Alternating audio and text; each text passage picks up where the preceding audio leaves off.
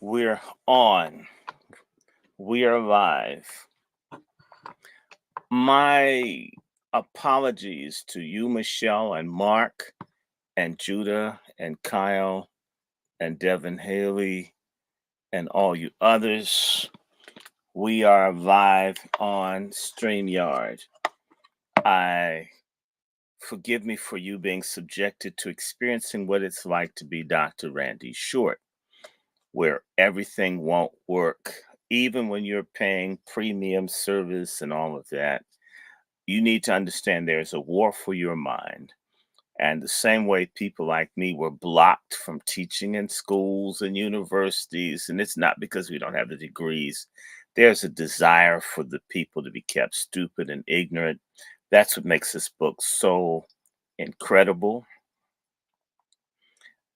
It's called The Tip of the Spear by Orsammy Burton, a professor at American University here in Washington. For one more indulgence, I want to make certain that I don't have any problems with the air because I was gagging the other day. Something about my cat is messing with this air, and I want to get some water, just more, so we can spend the next 2 hours or so going through this book. So give me exactly 1 minute. I will be right back. And thank you for your patience.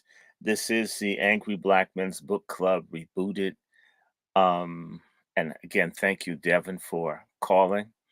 I just had to take a nap between talking about reparations. If you did not get a chance to catch the Salt Ministry sermon on reparations, it's worth your while. It's a fake ass black church with the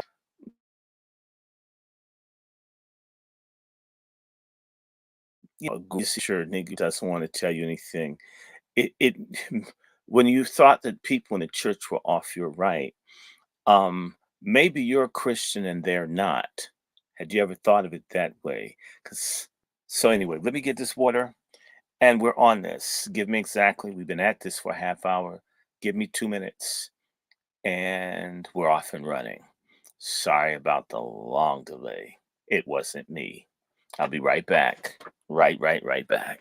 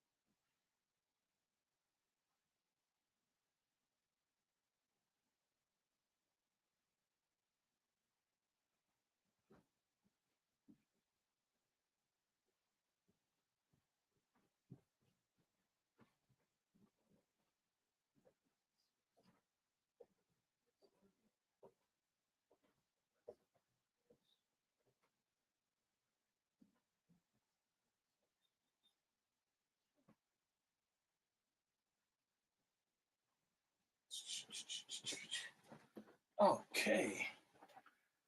Just about there. Got my bottle.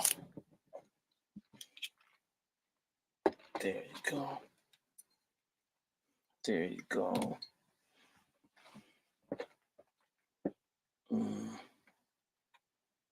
Good.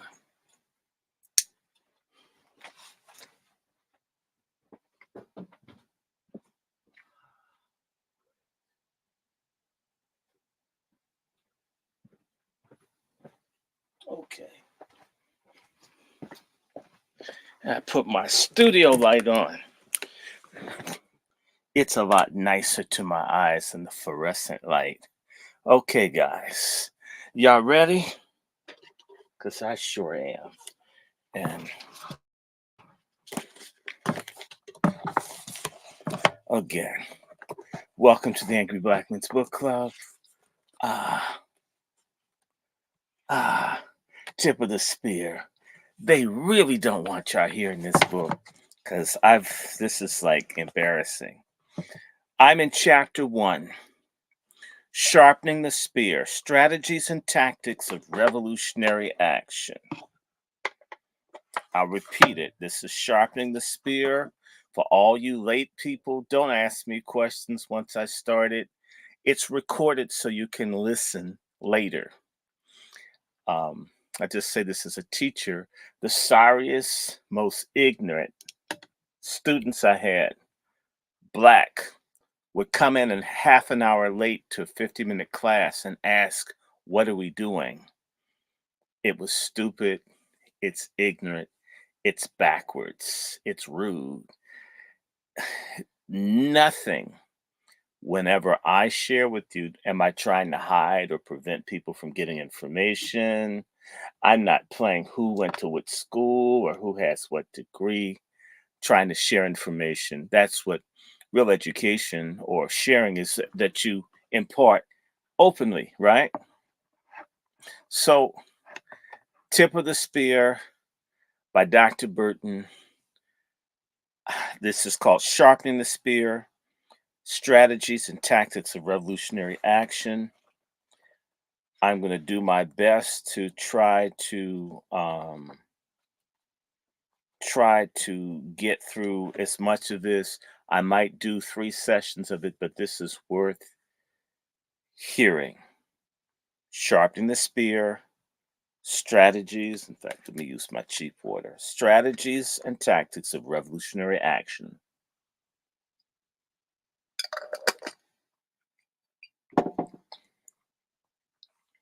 During the late afternoon October 2nd, 1970, 6 incarcerated men marched across the interior courtyard of the Long Island City branch of the Queens House of Detention, commonly known as Branch Queens, and approached a cluster of microphones perched atop 2 folding tables. In front of them stood a phalanx of print, radio, and television journalists, police officers, Department of Corrections, which is going to be DOC, guards, elected officials and community leaders, as well as DOC Commissioner George F. McGrath. Behind them, anonymous faces were visible through the broken but still barred windows. What could not be seen were 6 DOC guards who'd been taken hostage and sequestered somewhere in the jail's interior. The jail's entire captive population, 335 human beings, had exploded in rebellion the previous day. Over the next several hours, captives in 4 more New York City jails would rebel, and in ensuing months, an anti-carceral revolt would traverse the Empire State. Recorded by CBS TV, the public statements of Victor Martinez, an elected rebel spokesman, demystifying the political stakes of the unfolding struggle. Martinez, a member of the Young Lords Party, the YLP, situated this militant collective action within the longue durée of resistance to racial colonial violence. The system has oppressed us for the last 400 years, and we're here to put a stop to it, he proclaimed, his voice quivering with rage. Martinez's analysis contradicted that of the DLC officials, who had preferred to frame the disorder as a reaction to jail conditions, especially overcrowding. While the brutal density of the environment, the fact that human beings were packed two, three, and sometimes four to a cage designed for one, no doubt stoked their discontent. Martinez and others understood themselves to be engaged in a struggle that exceeded spatial boundaries of a given institution and the temporal confines of the historical present. They conceptualized their captivity as only the latest iteration of a regime that ensnared colonized people for centuries. By relocating the rebellion's historical point of origin from jail conditions to the violence at the core of Western modernity, Martinez constructed the rebels as legitimate political actors, indeed as anti colonial revolutionaries who had taken the bold and necessary steps to halt a transgenerational onslaught. And what follows, I trace the rise and fall of the New York City jail rebellion, the opening chapter of the Long Attica Revolt. I explore how figures like Martinez and many others, the revolt's organic intellectuals, elected spokespersons, and hidden engineers, labored to steer the collective rage of the wretched in a revolutionary direction. I analyzed their public facing demands while ultimately looking beyond them towards the internal dynamics of their insurgent organization, processes of self governance, and anti carceral strategy.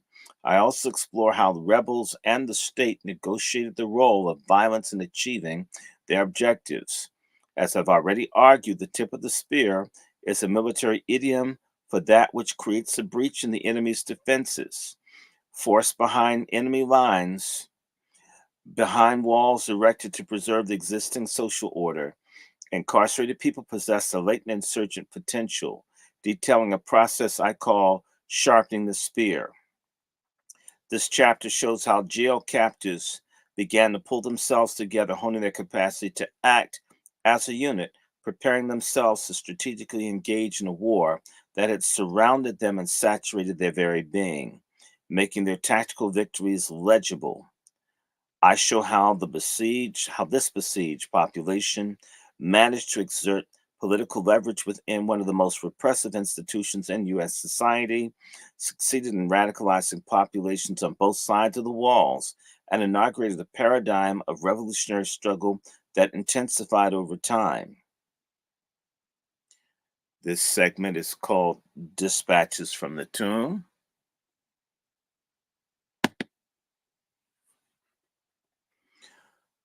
On August 11th, 1970, the edition of the New York Times featured a list of demands authored in the Manhattan House of Detention, an infamous jail popularly known as the Tombs.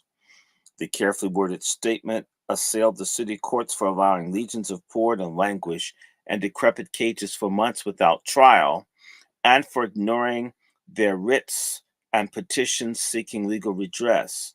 It accused the Legal Aid Society, a nonprofit organization charged with defending them, of encouraging the accused to accept plea deals that railroaded them to prison. The authors framed the judiciary as a rationalized instrument of violence from which we cannot receive any justice and can only suffer threat, coercion, and intimidation disguised as law and justice. Their dispatched denounced jail conditions, moldy food, lack of clothing, restricted access to law books, overcrowding, infestations of lice, roaches, mice, and rats. They accused their keepers of subjecting them, especially the blacks and Puerto Ricans, to incessant physical violence. It was common practice, they wrote, for the guards to beat defenseless inmates into unconsciousness, often injuring them for life physically and mentally, or both. Demanding the immediate cessation of this system of brutality and dehumanization and injustice, they signed a document, We Are One People. As we will see again and again, this statement is the core aspiration of the Long Attica Revolt. Though authored in a specific institution, this document was relevant across the jail system. A network of institutions distributed across four city, boroughs, and Rikers Island. Written for a general audience, it was a measured critique of what was seen in radical circles as a concentration camp system that aimed to dehumanize and liquidate the racialized poor.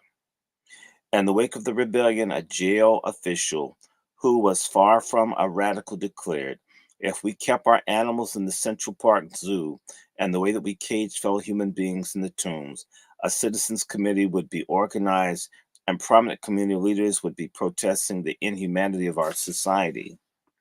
Discourses of criminal justice legitimized this race and class war. Between 1967 and 1970, the jail population nearly doubled. A system built for fewer than 8,000 people now confined more than 14,000. Although a moral panic about rising crime suggested otherwise, misdemeanor and discretionary arrest drove this growth. Moreover, the majority of the city's captives were pretrial detainees, meaning they had not been convicted of the crimes of which they were accused. Rather, they were in jail because they were either denied bail or, as was more often the case, could not afford to pay the bail set by the judge.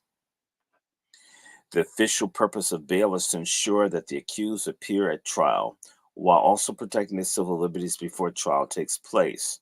However, as historian Toussaint Louviere has argued, this moment was increasingly characterized by the political use of bail as a strategy of preventative detention, a means of incapacitating economically surplus and politically restive populations. Bail enabled judges to remove people from circulation and preempt certain behaviors deemed threatening.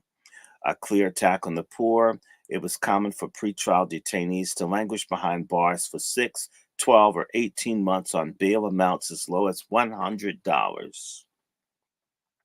Those lucky enough to reach their scheduled hearing date were handcuffed and marched from the jail to the courthouse, where they were crammed into court detention pens, another set of dark, hot, filthy cages, and forced to wait for several hours to be called for arraignment. And even then, their proceedings could be delayed, forcing their return to the jail.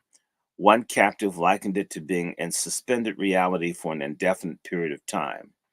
Amid the conditions of extreme duress, the dregs of the capitalist order began to fashion themselves anew. Out of the necessity of survival, they organized political formations that built on their diverse experiences in street gangs, crime syndicates, the U.S. military, and groups like the Black Panther Party and the Young Lord so and so, Puerto Ricans, right?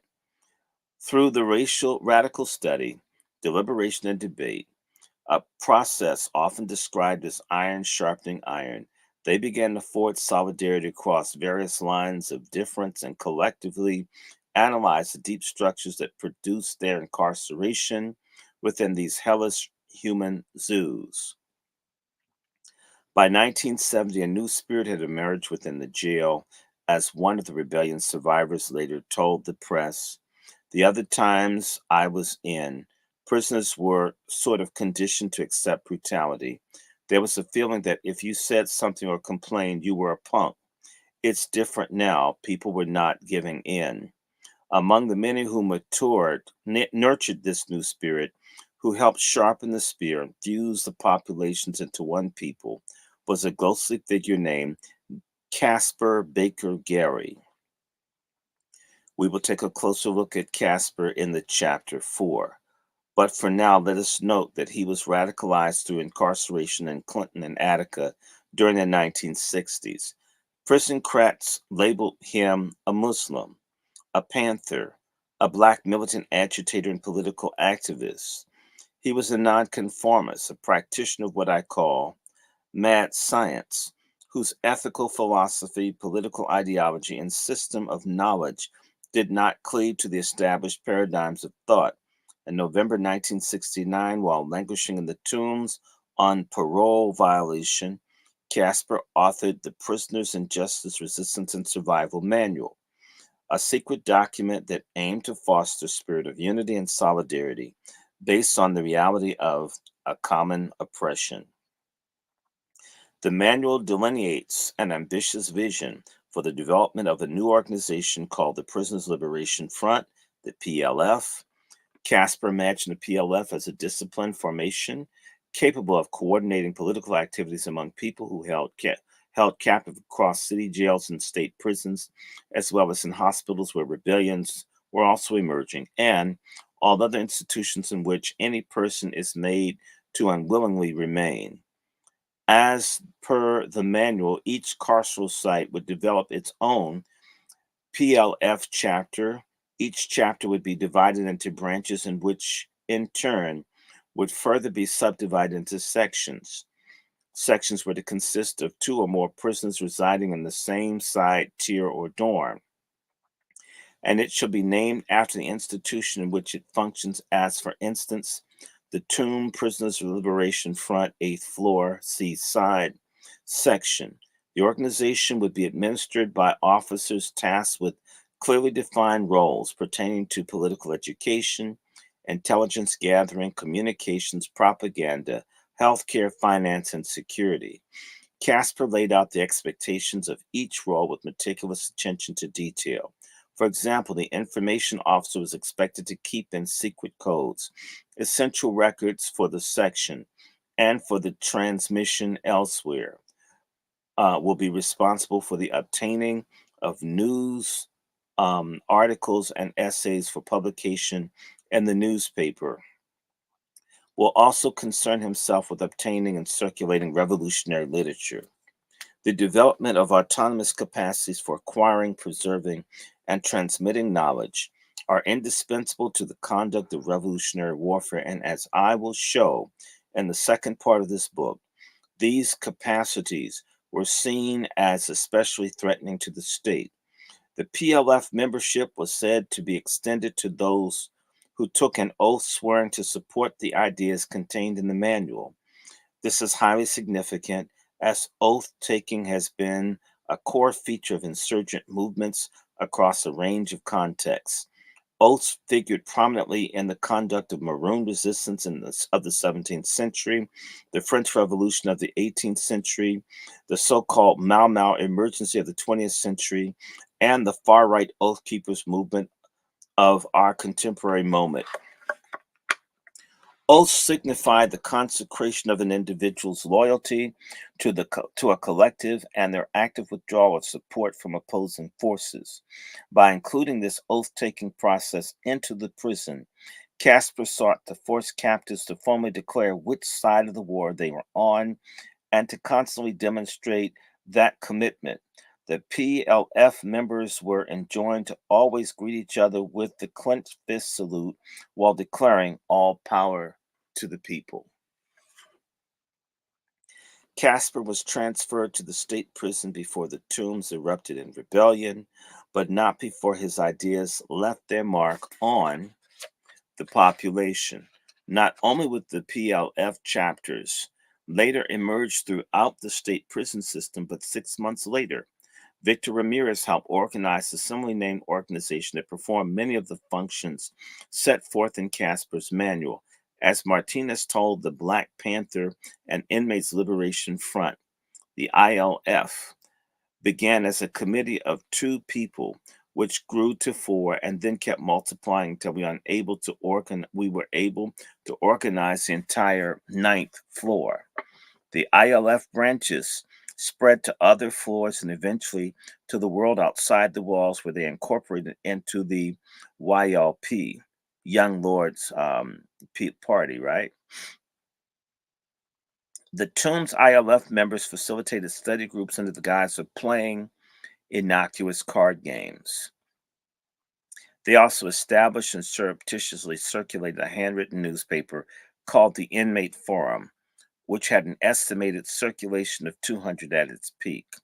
While the relationship between the PLF and the ILF is unclear, what is clear is that on the eve of the jail rebellions, captives increasingly saw themselves as political agents capable of transforming their material conditions and the broader world. Though it began with these furtive processes of sharpening the spear, the Long Attica Revolt announced itself to the world on August 10th, 1970. On that day, Toombs captives on the ILF stronghold of the ninth floor captured 5 hostages and demanded an audience with the authorities. Hours later, Commissioner McGrath entered the jail and participated in what a mayoral aide called a long, loud, and angry face to face meeting with Victor Ramirez and others, including Herbert X. Blyden, who would later be elected a spokesperson in Attica. After extracting promises that the DOC would not retaliate, that the captives' long ignored grievances would be published in the elite press, the rebels released their hostages unharmed. A writer for the Black Panther recognized that although their most legible demands were for rights, their tactics signified a much deeper demand. Finally, the accumulated frustration, desperation, and rage of the prisoners was transferred into a flaming determination to better their plight by taking the only form of action that the pigs in the power structure relate to: revolutionary action. The grievances appeared in the New York Times the following morning. As if to punctuate their urgency that afternoon, captives confined to the psychiatric unit on the floor accosted 3 guards by leaping on them from a catwalk 12 feet above.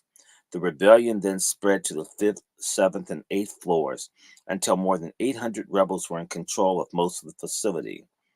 They swarmed throughout the jail, assaulting the physical expression of their degradation. They set fire to the bedding, destroyed their medical records, smashed windows, and threw handwritten messages, burning trash and dead rats onto the downtown Manhattan streets. After reiterating their demands, they again released their hostages unharmed.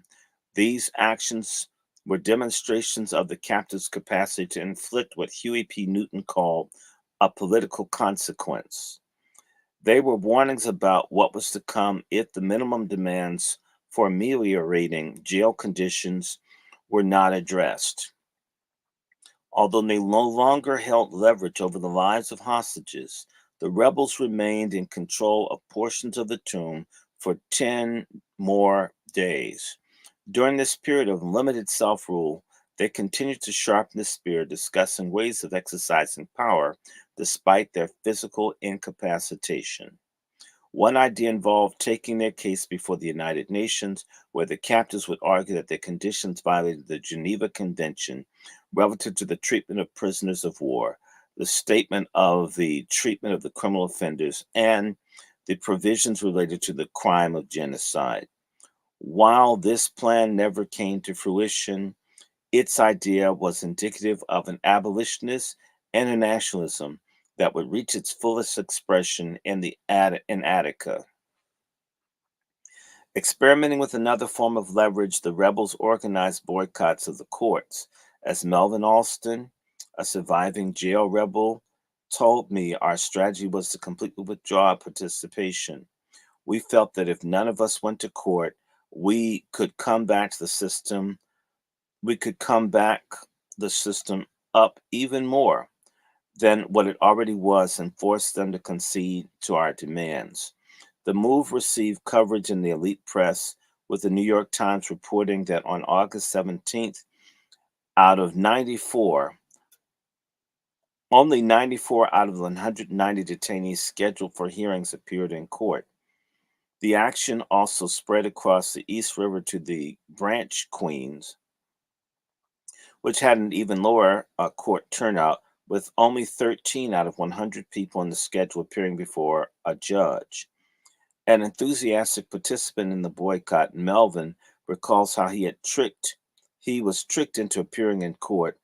He was told his parents had come to see him, but when he arrived at what he thought was a visiting area, he was greeted by a judge who summarily sentenced him to 10 years in prison. From there, he was loaded onto a bus and shipped upstate. The opening salvo of the Long Attica Revolt concluded on August 20th when 8 state agents stormed the tombs and violently reasserted control. I'm sorry, when 80 Commissioner McGrath then authorized mass transfer, in which two-thirds of the Tombs population, including Martinez, were transferred to Branch, Queens. He later cited the fact that the captives were no longer forced to sleep in the hallways and floors as evidence that his administration was following through on its promises to improve conditions. However, a captive named Curtis Brown saw things differently. For Brown, who would play a key role in the rebellion, then the rebellion's next phase, the DLC didn't solve the problems. What they did was transfer the problem from the Tombs to Queens. The revolt developed in a dialectical relationship to state tactics of domestic war against radical social movements. In 1969, the same year that J. Edgar Hoover infamously deemed the Black Panther Party the greatest threat to the internal security of the country, armed agents of the state intensified their efforts to neutralize the radical left movements, especially the Black Panther Party. One study calculated that by the year's end, 749 Panthers were arrested and jailed, 24 were killed by the police, and scores more wounded. As planned, this strategy deprived the party of some of its most dedicated members. However, the incarcerated targets of the COINTEL repression continued to organize behind the walls, fueling anti-carceral rebellion. Responding to this development, the day after the DLC reasserted control in the Tombs, Hoover urged the Bureau to pay closer attention to carceral institutions, recruiting activities of Black extremist groups, establishment of such groups within penal institutions, plans for violent action by these groups, and overall racial picture within the penal institutions are of definite interest to the Bureau and many other agencies. The state employed this preventative detention strategy that it used in a generalized way against populations deemed surplus in a targeted fashion against Black revolutionaries. On April 2nd, 1969, the New York Police Department executed coordinated pre-dawn raids, capturing several members of New York's Black Panther Party. Each of the Panther 21, as they came to be known, were held on $100,000 bail and indicted on a range of fabricated charges, including conspiring to assassinate police officers and bomb police stations, subway systems, department stores, and other public places. A prosecutor later explained that the indictment was intentionally worded to paint the Panthers as terrorists, disseminate prejudicial information to potential jurors, and legitimize warlike responses by the state.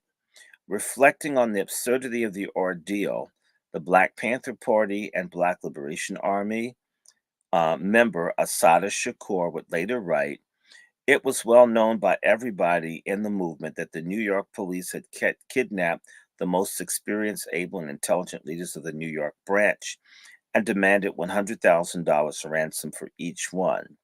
4 months later, in a lesser known case dubbed as the Mini Panther trial by the press, four more New York Panthers were captured, charged with conspiracy, and held on $50,000 bail, this time for planned expropriation of the New York Dustin Hotel, known as a Harlem drug market. Kuwasi Balagoon, one of the Panther 21, later called the commencement of the Branch Queens Rebellion Turnabout Day. This statement was fitting not only because rebellion reversed relations of power within the institution, relations between the keepers and the kept, but also because the Branch Queens rebels were responding to the broader strategy of state repression that had produced their incarceration. It began on the noon of October 1st, 1970, when captors on the fourth floor forced their way through a gate, rammed a guard against a concrete wall, and demanded his keys. After incarcerating him and others on what Balagoon called the right side of the bars for a change, they uncaged the entire population, including 9 members of the Panther 21, who the DLC had been holding in the political quarantine in an isolated wing of the jail. Upon seizing power, the rebels began to discipline their movement into a durable form of organization. They held elections selecting their leaders, three members of the Panther 21, Balagoon, Lumumba Shakur, and Kwando Kinshasa, along with Victor Ramirez and two politically unaffiliated captives, one black, the other white. With their leadership committee intact, they fortified their positions, barricaded entry points, established guard posts, assigned routine sentries, and developed a system for carrying messages to different areas of the jail. Announcing an incipient challenge to U.S. territorial sovereignty, they hung a red, black, and green flag outside the top floor window. It represented Pan African unity and a declaration of what anti colonial revolutionaries in Mozambique called semi liberated zones, spaces from which colonial forces had been expelled and where insurgent self governance could be actively nourished. The branch queens demands reflected the captives' desire to engage with the broader political struggle. In addition to affirming the published tombs demand, the rebels demanded an end to censorship and asserted their right to read the Black Panther and Palante, the Young Lords Party official organ. They also called for more Black people to be assigned to the Panther 21 jury and for the release of Panther 21 member Afeni Shakur. That's Tupac Shakur's mother, for you guys listening, whose bail from the woman's house of detention had recently been revoked. Rehearsing a strategy that would later be used in Attica, they called for the presence of neutral observers to oversee any future negotiations and pressure the DLC to keep its promises. Finally, in an effort to communicate with the public on its own terms, they called for a press conference.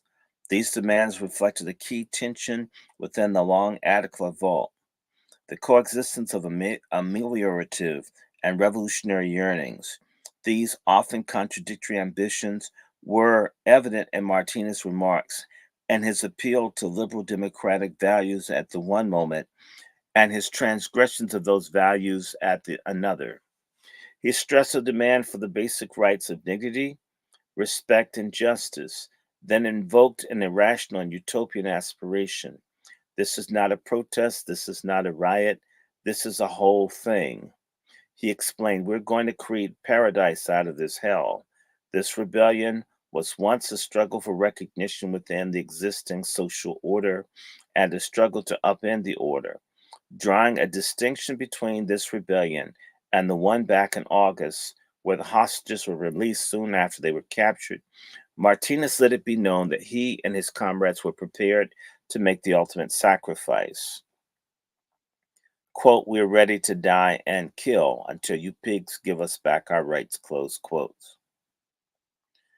The press conference marked a turning point in the rebellion. As it was taking place, captives in the tombs seized hostages for the third time in as many months.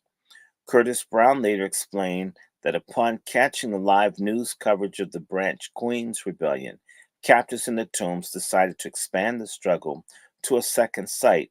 As they were in transit to the 11th floor, a small group sprang out of line, split into two formations, and seized physical control of the guards.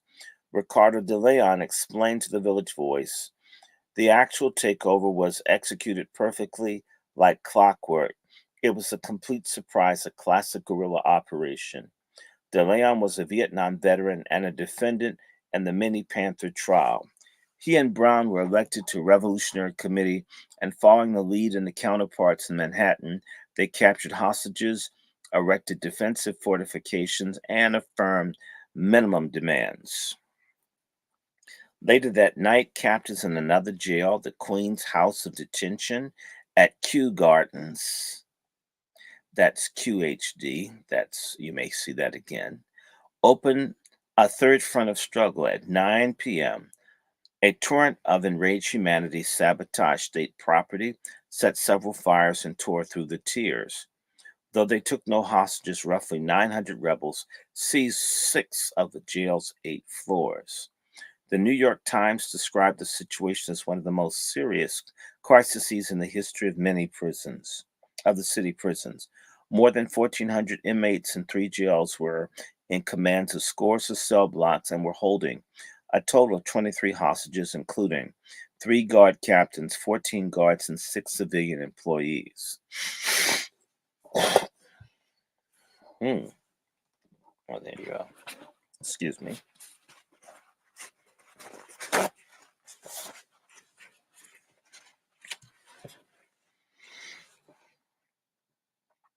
The crisis continued to deepen.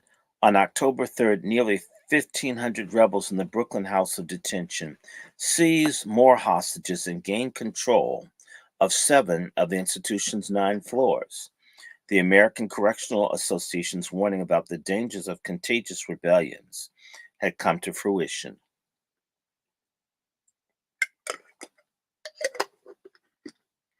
Mm, mm, mm. Although they had declared themselves one people, this multi sided rebellion was riddled with internal contradictions. De Leon explained that while the Revolutionary Committee was tasking administration developing lines of communication with the outside through the various reporters and interested parties who came to the roofs of the buildings facing the trial, disruptive elements emerged from within. All the divisive influence began to make themselves manifest. Quarrels and fights were developing in the ranks about the dumbest things: food, cigarettes, candy, and pills. Some of the committee members were on ego trips. The pillheads were running around creating confusion, fighting. Ethnic animosity between blacks and Puerto Ricans was smoldering, fanned by ignorance and fear of the oppressor, be- between dealing with the pigs and trying to maintain a united front. All of our efforts were being dissipated on ineffectual activity. Curtis Brown agreed that the drugs were the major barrier to the organization. Hmm. He was a recovering addict who had kicked his habit by handcuffing himself to a radiator, subsequently making it his mission to help others free themselves of addiction by teaching them how to replace drugs with politics. He told a producer at WBAI FM that he did not sleep at all while he was up there, that during the rebellion, most of his time was spent confiscating drugs from the population. Notably, his anti drug policy ran contrary to the jail's normal operation. According to an investigation of the tombs, pills were dispensed like popcorn at a bad movie. There was also an important contradiction between the pretrial majority and the roughly 3,000 captives who had been convicted of crimes and were serving short sentences. Many of the latter category were employed in jobs to perform the reproductive labor of the jail. That is, they cooked the food, they did building maintenance and custodial services.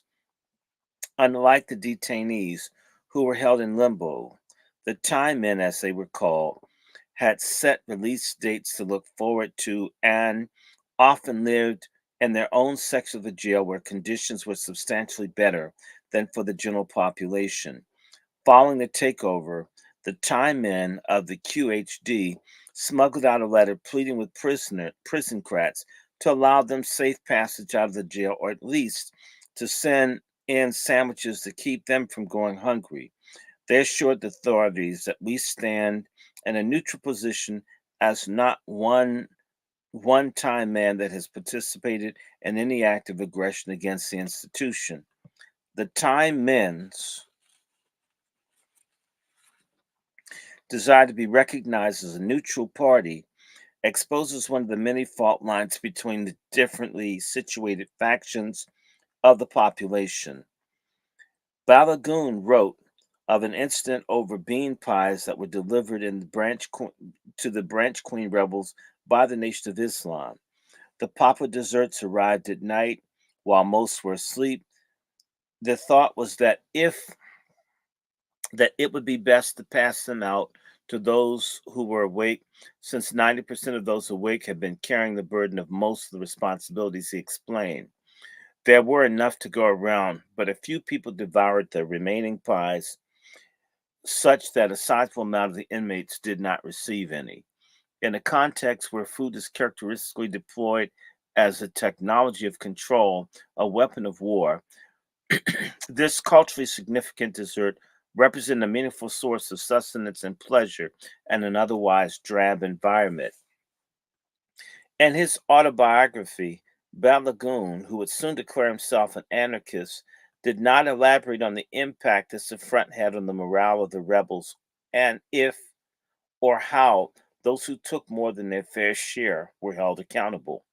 However, the fact that he discussed the challenges at all evinces the interest of the mechanics of self governance and the equitable distribution of resources. If the rebellion was going to succeed and evolve into a full blown revolution, as Balagoon, Martinez, and others hoped it would, the rebels would have to develop an autonomous system capable of meeting their needs. And this way, the seemingly trivial bean pie incident signified deeper challenges for how the rebels would organize the world they sought to build from the ground up. These Fisher's intentions clarify the significance of Baker Gary's manual. His attempt to forge discipline and unity through organization, education, and oath taking reflected an understanding that in the face of oppression, solidarity had to be nurtured, defended, and indeed enforced. Any prisoner who actively opposes revolution should be eliminated as soon as possible. Otherwise, they will corrupt all meaningful progress, his manual states. As we as will soon become clear, the inability of rebels to develop the level of unity Casper called for contributed to the rebellion's collapse. Let me stop one more time. I'll be right back. Pause for about 2 minutes. How's it going? What do you guys think? Um, 1 second.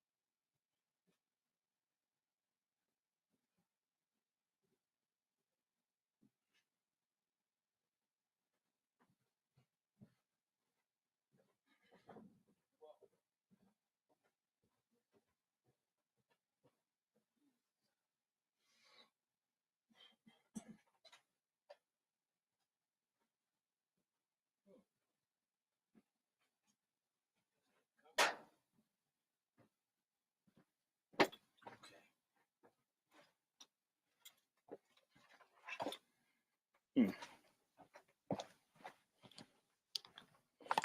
All right.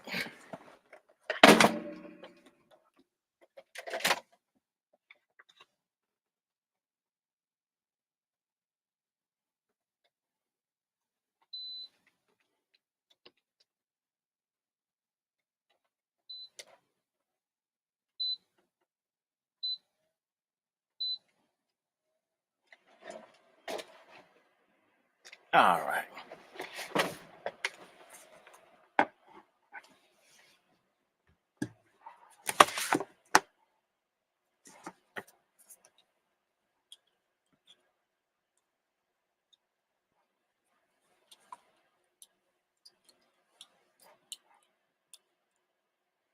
We're on page 35 of this phenomenal book called Tip of the Spear.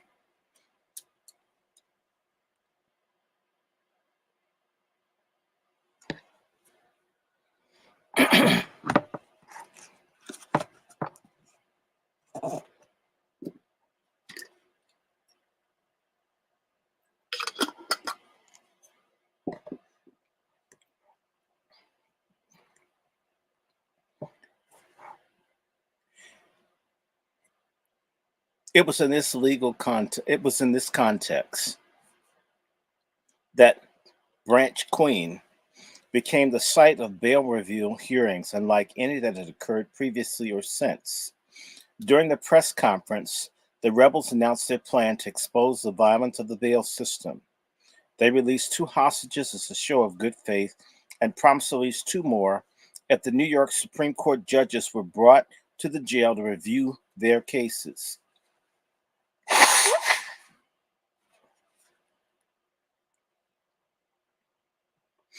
If this did not happen, however, the rebels announced their readiness to carry out executions.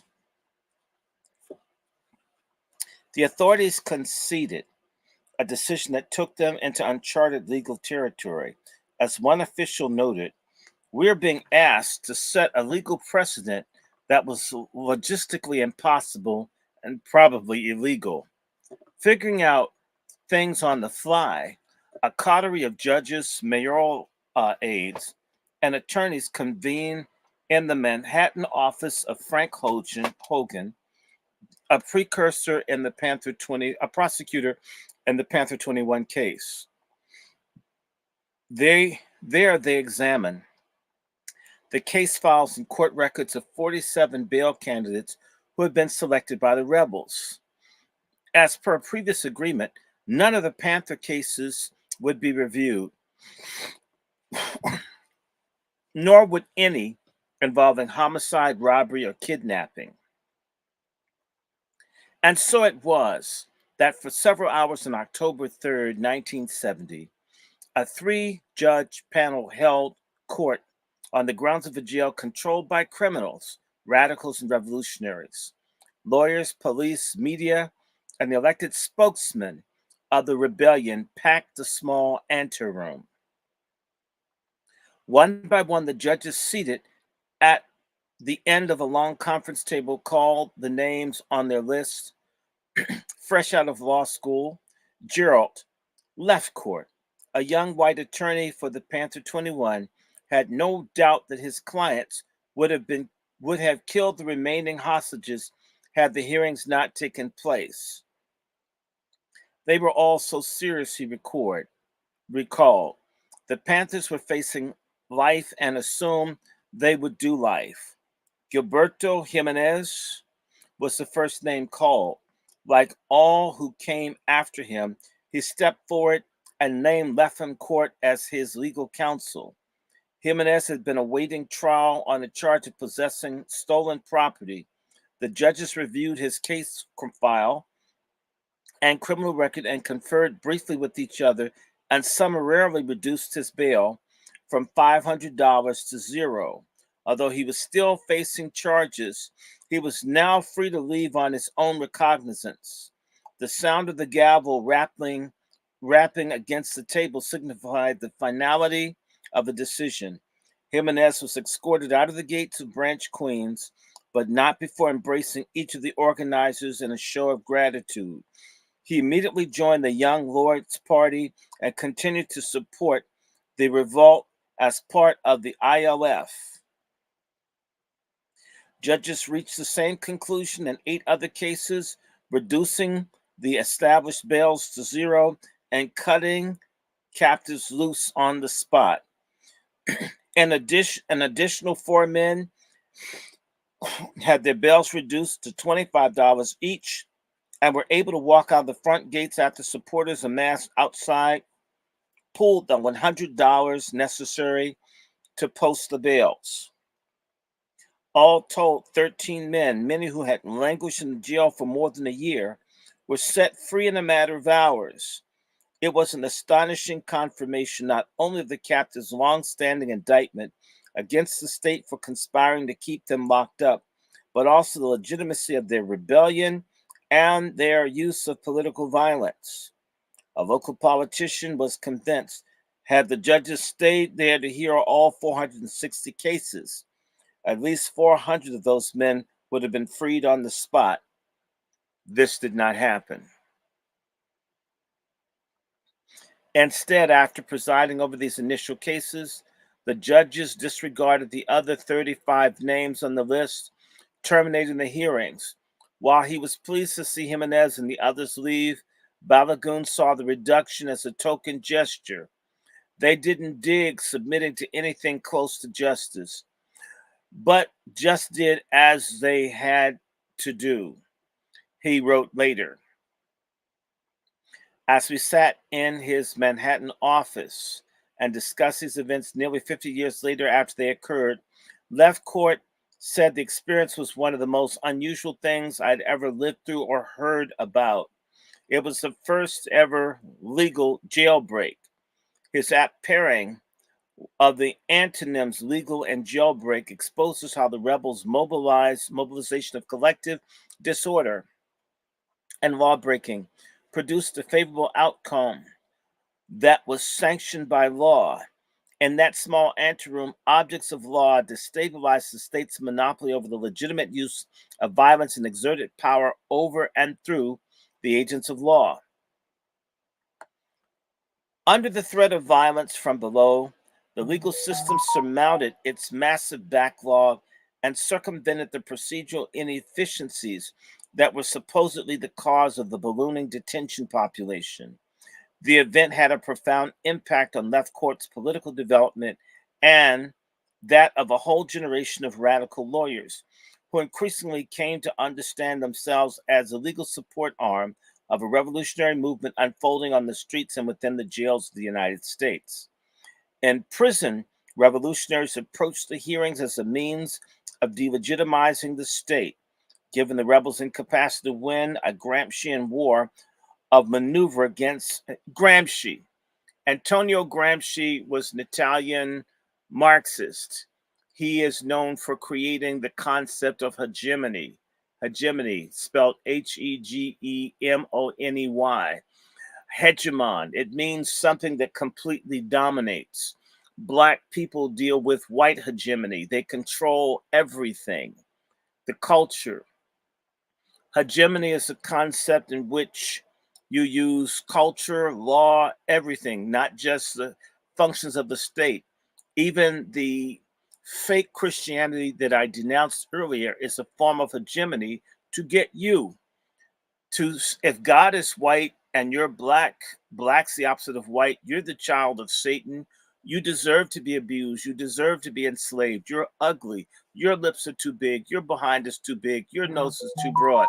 Your hair is ugly. This is Antonio Gramsci. And in fact, the people on the right who oppress us are using this through perverting black music, through masculinizing women, feminizing men, making children adults, making adults children, attacking the food, making people not eat nutritiously. It's a way of breaking down their health. Even saying that you have to have your kids get dozens of vaccinations to go to school if you're an American citizen. But if you're an illegal, you can spread measles and TB in Chicago, and the other people who get contaminated, they have the problem. Pardon my sidebar there. So Gramsci, Antonio Gramsci, Gramscian. Uh, Given the rebels' incapacity to win a Gramscian war of maneuver against militarily and technologically superior enemy, they organized the hearing as an act of political theater, dramatizing the legal system's dereliction of its duty to provide equal protection under the law for a sizable fraction of its subjects. As a result of their militant action, human beings were released from the teeth of the state, exposing the violence of judicial discretion and affirming the rebels' claim that they were being subjected to a genocidal conspiracy. Yet, there was a contradiction here too, by forcing the judiciary to adhere to its own standards, that the criminality charged should be presumed innocent, be granted the due process of law, and receive speedy trials. Their legal jailbreak could be viewed as the acquiescence to the state authority. As legal theorist Isaac D. Bulbus explains, those who would argue that the delegitimization can result from the failure of the law to live up to its promises fail to understand that the legitimization of the legal order is not primarily a function of its ability to live up to its claims or redeem its pledges, but rather the fact that the claims or pledges are valued in the first place. Translation, it's our belief in it more so than what they're supposed to do that gives it its power and its authority. Looking to the very thing that's corrupt to be what it's supposed to be isn't really the issue. They don't have to fulfill their side. It is back to hegemony, our belief, our faith, our subscribing to the system being legitimate is what conveys legitimacy to it, because it is, in as much as it's a human institution, is flawed. From this perspective, one might be tempted to view the hearing as an appeal for the system to reform itself in accordance with its stated principles. While many within and beyond the rebellion saw the movement in this way, it is critical to understand that the struggle unfolded amid a robust revolutionary culture.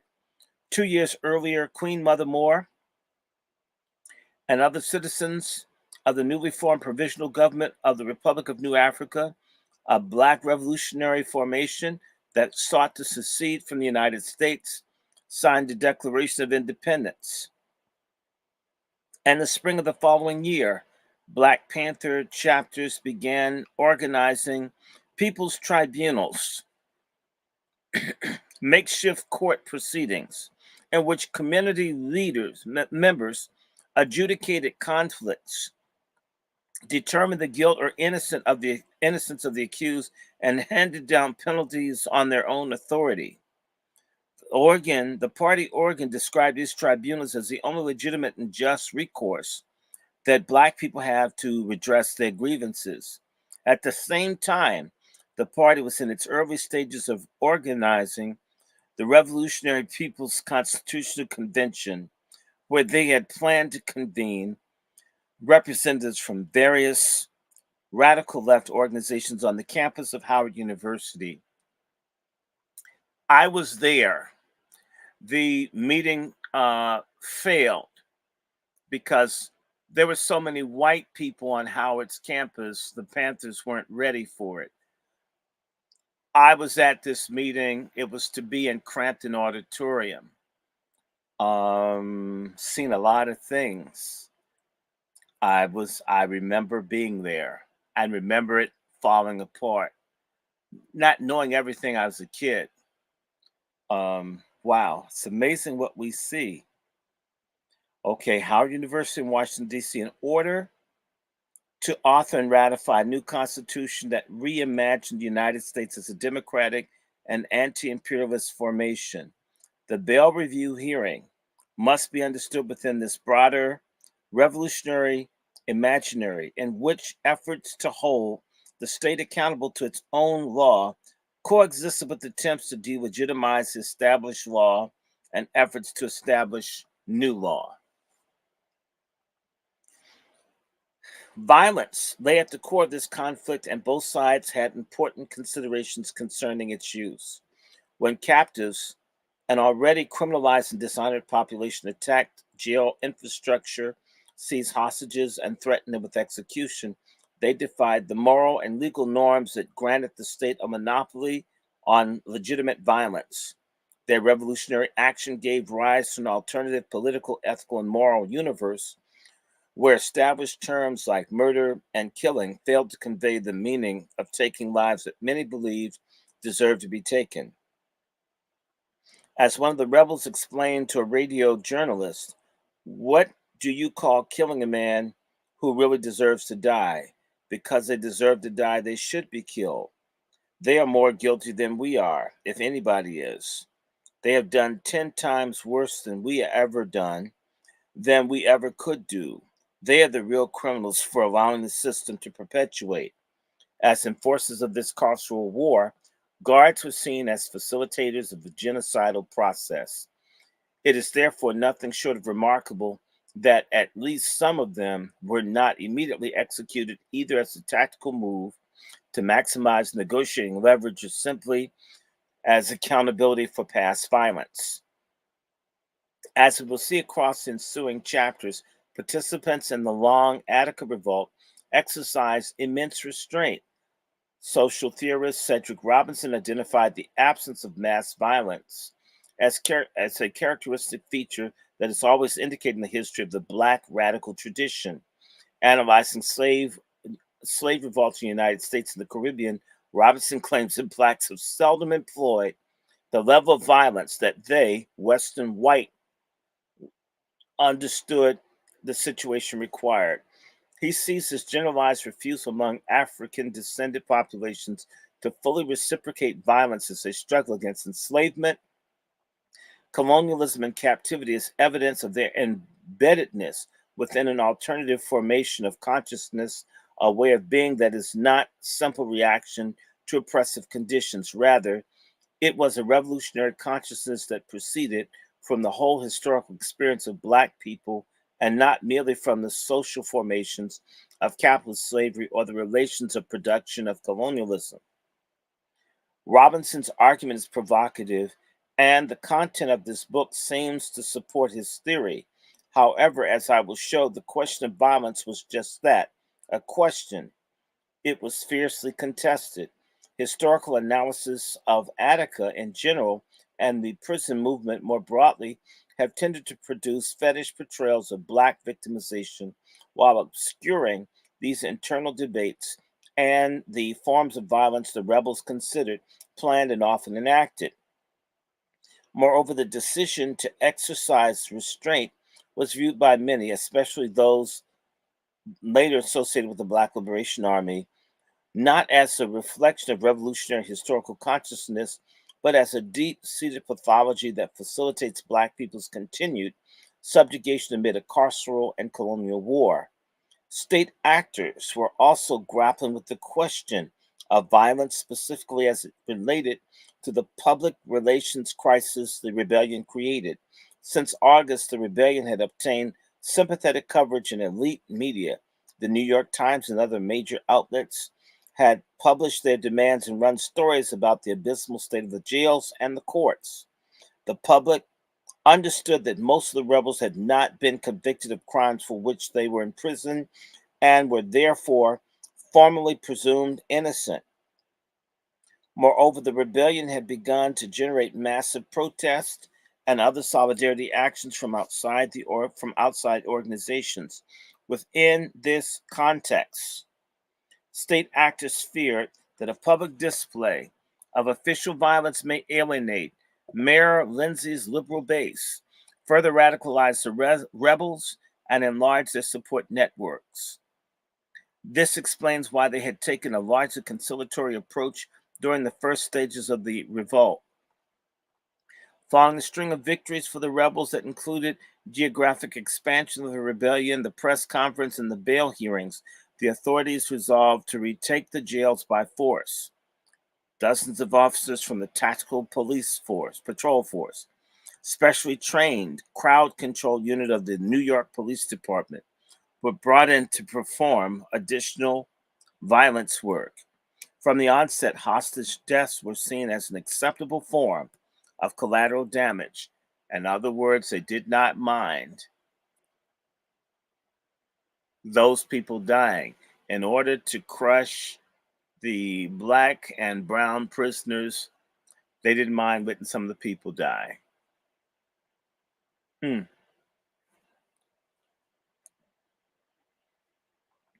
We're just going to have to consider the hostages expendable, said a high level Department of Corrections official, and view that echoed the American Correctional Association's position that the value of the hostages' lives should be tactically assessed in relation to the public perception.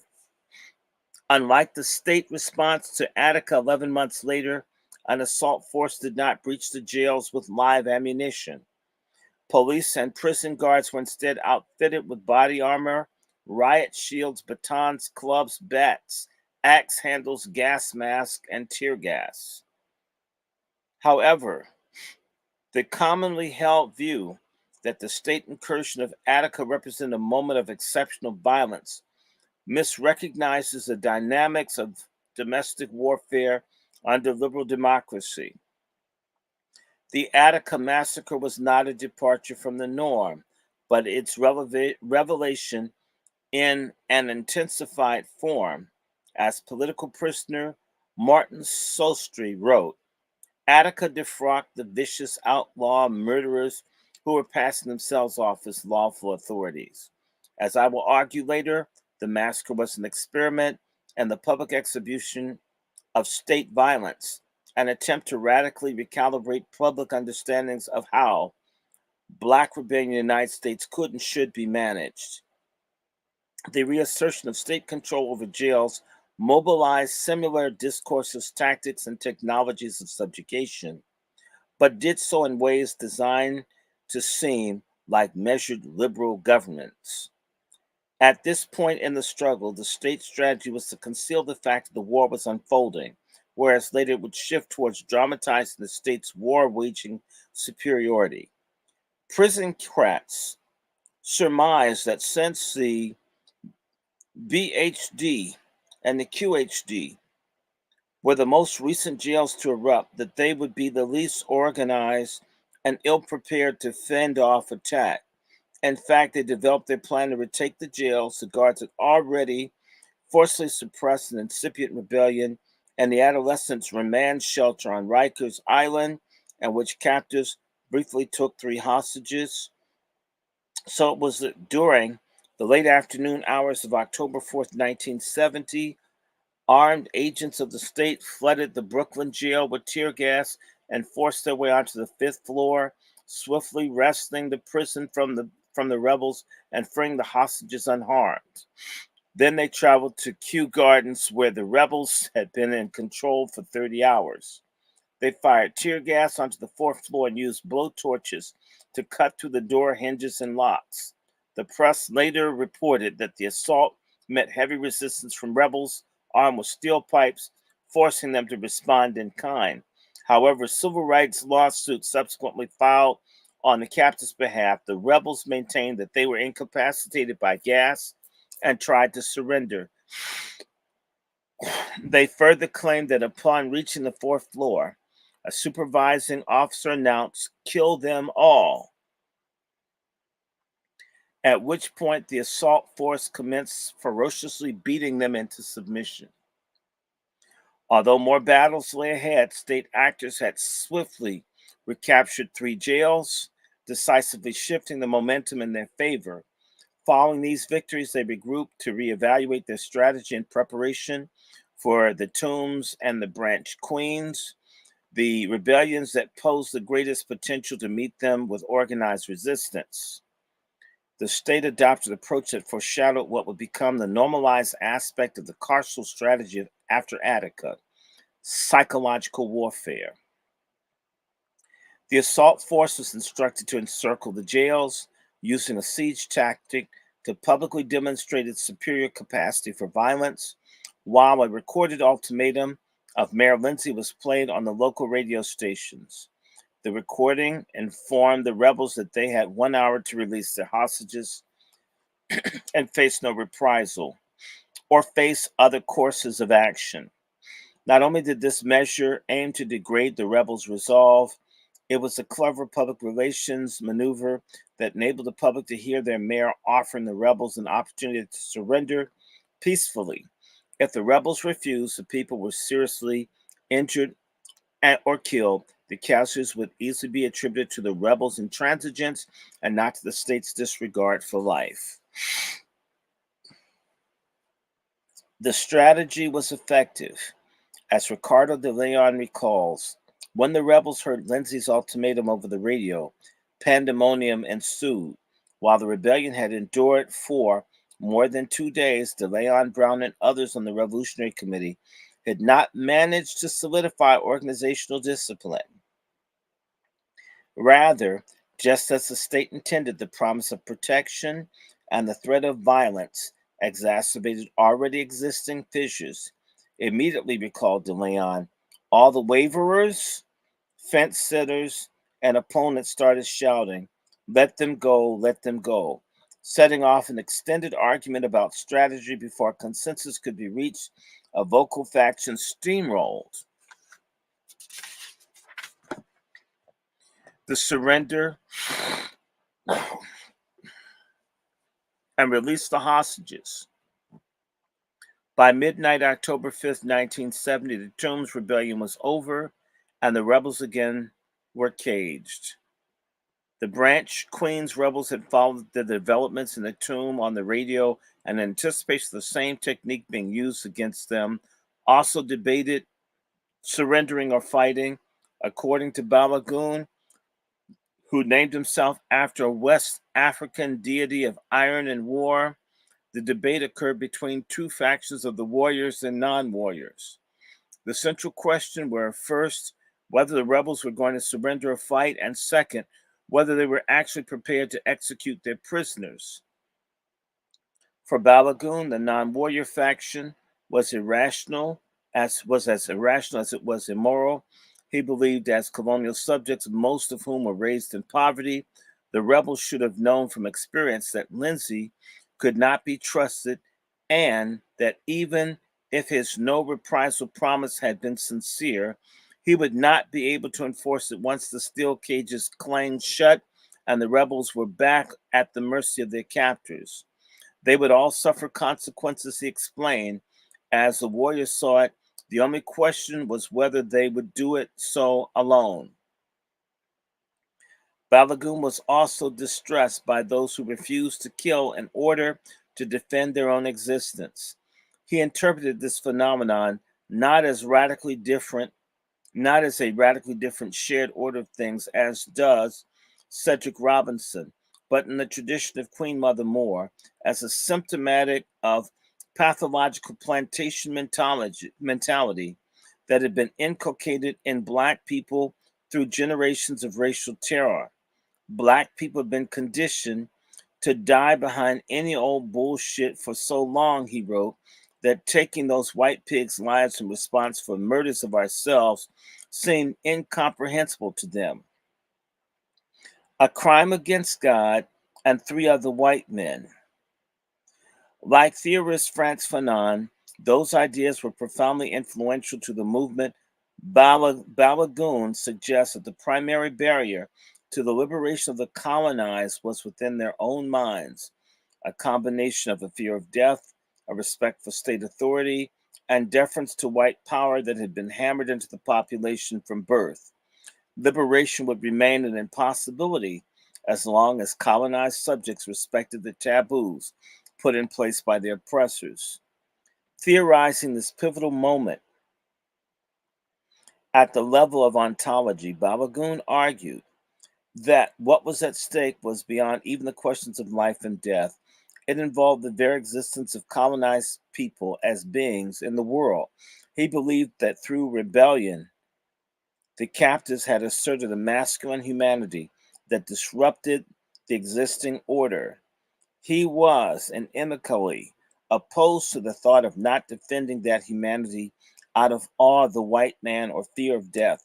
Speaking directly to the readers of his autobiography in an interrogatory manner, he employs the blues as a mode of theorizing Black life. Do you who are reading this here and now, know how it is to feel like nothing? Can you dig how it feels to be tired of feeling like nothing, a piece of shit?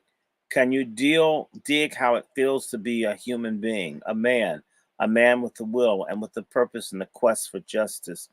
Can you relate to a man for 4 days, then stepping back into a cage that houses a hollow shell, a bundle of blues, a being who receives whatever treacherous society throws at him, who has been forgotten by so many people that he's forgotten his damn self on your accord for the sake of an unjust peace and a continuation of non existence? Balagoon's existential mediation conceptualizes violence as a process that demarcates the boundary between ungendered nothingness and masculine being in the world. In later chapters, I explore in greater detail how such claims to masculine humanity should not be confused with the desire to achieve parity with the white man. To the contrary, I argue that by reading and listening to the living practices of this masculine anti carceral insurgency, we can apprehend the emergence of a gendered humanity unshackled from white patriarchal norms.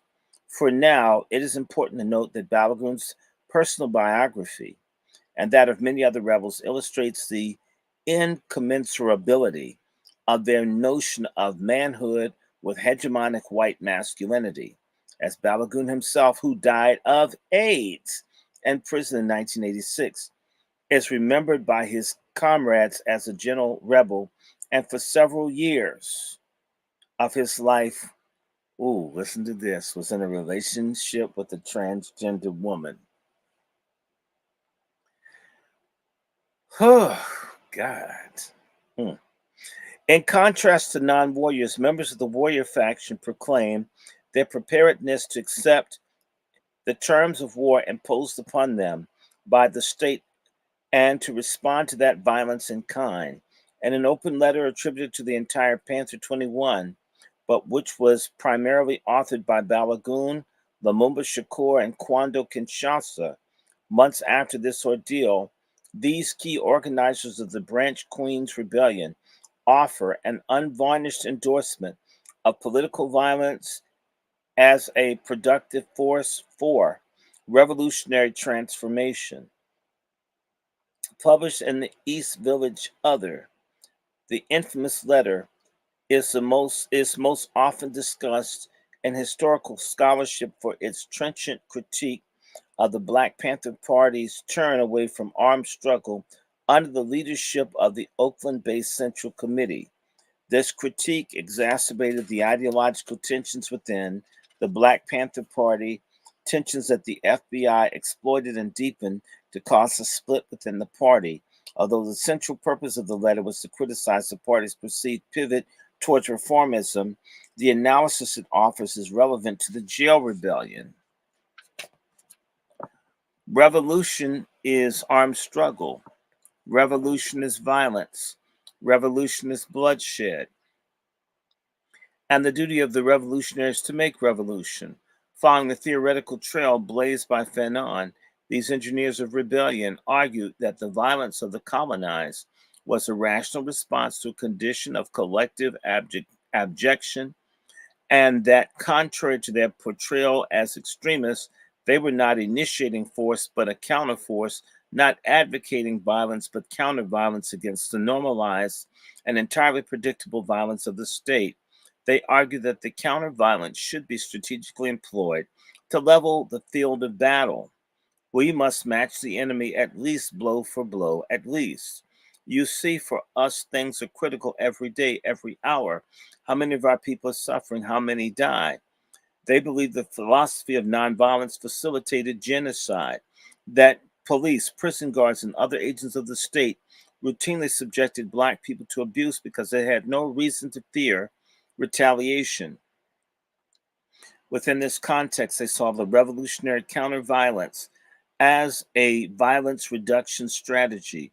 Its aim was to make the wages of war think twice before dispensing abuse. While it is easy to dismiss these ideas as immature expressions of far-left adventurism, they demand to be taken seriously if we jettison liberal modes of analysis and understand what is unfolding is an actual war. From this perspective, the Panthers' unequivocal endorsement of counterviolence is legible as a rational political strategy, a diagnosis of actually existing conditions at an acute moment of confrontation. The warrior faction knew that their small band of incarcerated rebels would not militarily defeat an incursion by agents of the state, and that a battle would mean that many of the rebels would be badly injured, even some killed. However, the Panthers theorized incarcerated people as the tip of the spear. Not only would their determined resistance ensure that the casualties were recorded on both sides, it would also inspire others to take militant action. To rumble then would have to pull the mass of us together in a truly revolutionary fashion of victory, that is, to turn back the charge of the pigs, would have produced an army out of prisoners of war who would have been drafted by their incarceration for Balagoon. All Black people in America are prisoners of war, but most are not conscious of this fact. To engage in combat against the carceral state would heighten their consciousness and draw them into the Black Liberation Army. Balagoon's vision did not materialize. The question of violence was put to a vote, resulting in the non-warriors winning by a margin of 1. Members of the warrior faction considered launching an internecine battle for control of the hostages, but decided against the impeding the will of the majority. Instead, they watched as the rebels demobilized, voluntarily returning themselves to non-existence. As some men broke down barricades, others uncaged the hostages, covered their heads with pillows to protect them from harm, and brought them down to the street level and released them. Then small groups, most of the rebels, walked down the steps of Branch Queens and turned themselves in. However, 39 of the rebels, including the Panthers and Victor Martinez, refused to willingly enter into police custody where they knew they would be abused. Instead, they barricaded themselves on the top floor of the jail and promised to continue resisting until their lawyers were able to ensure that they could surrender safely.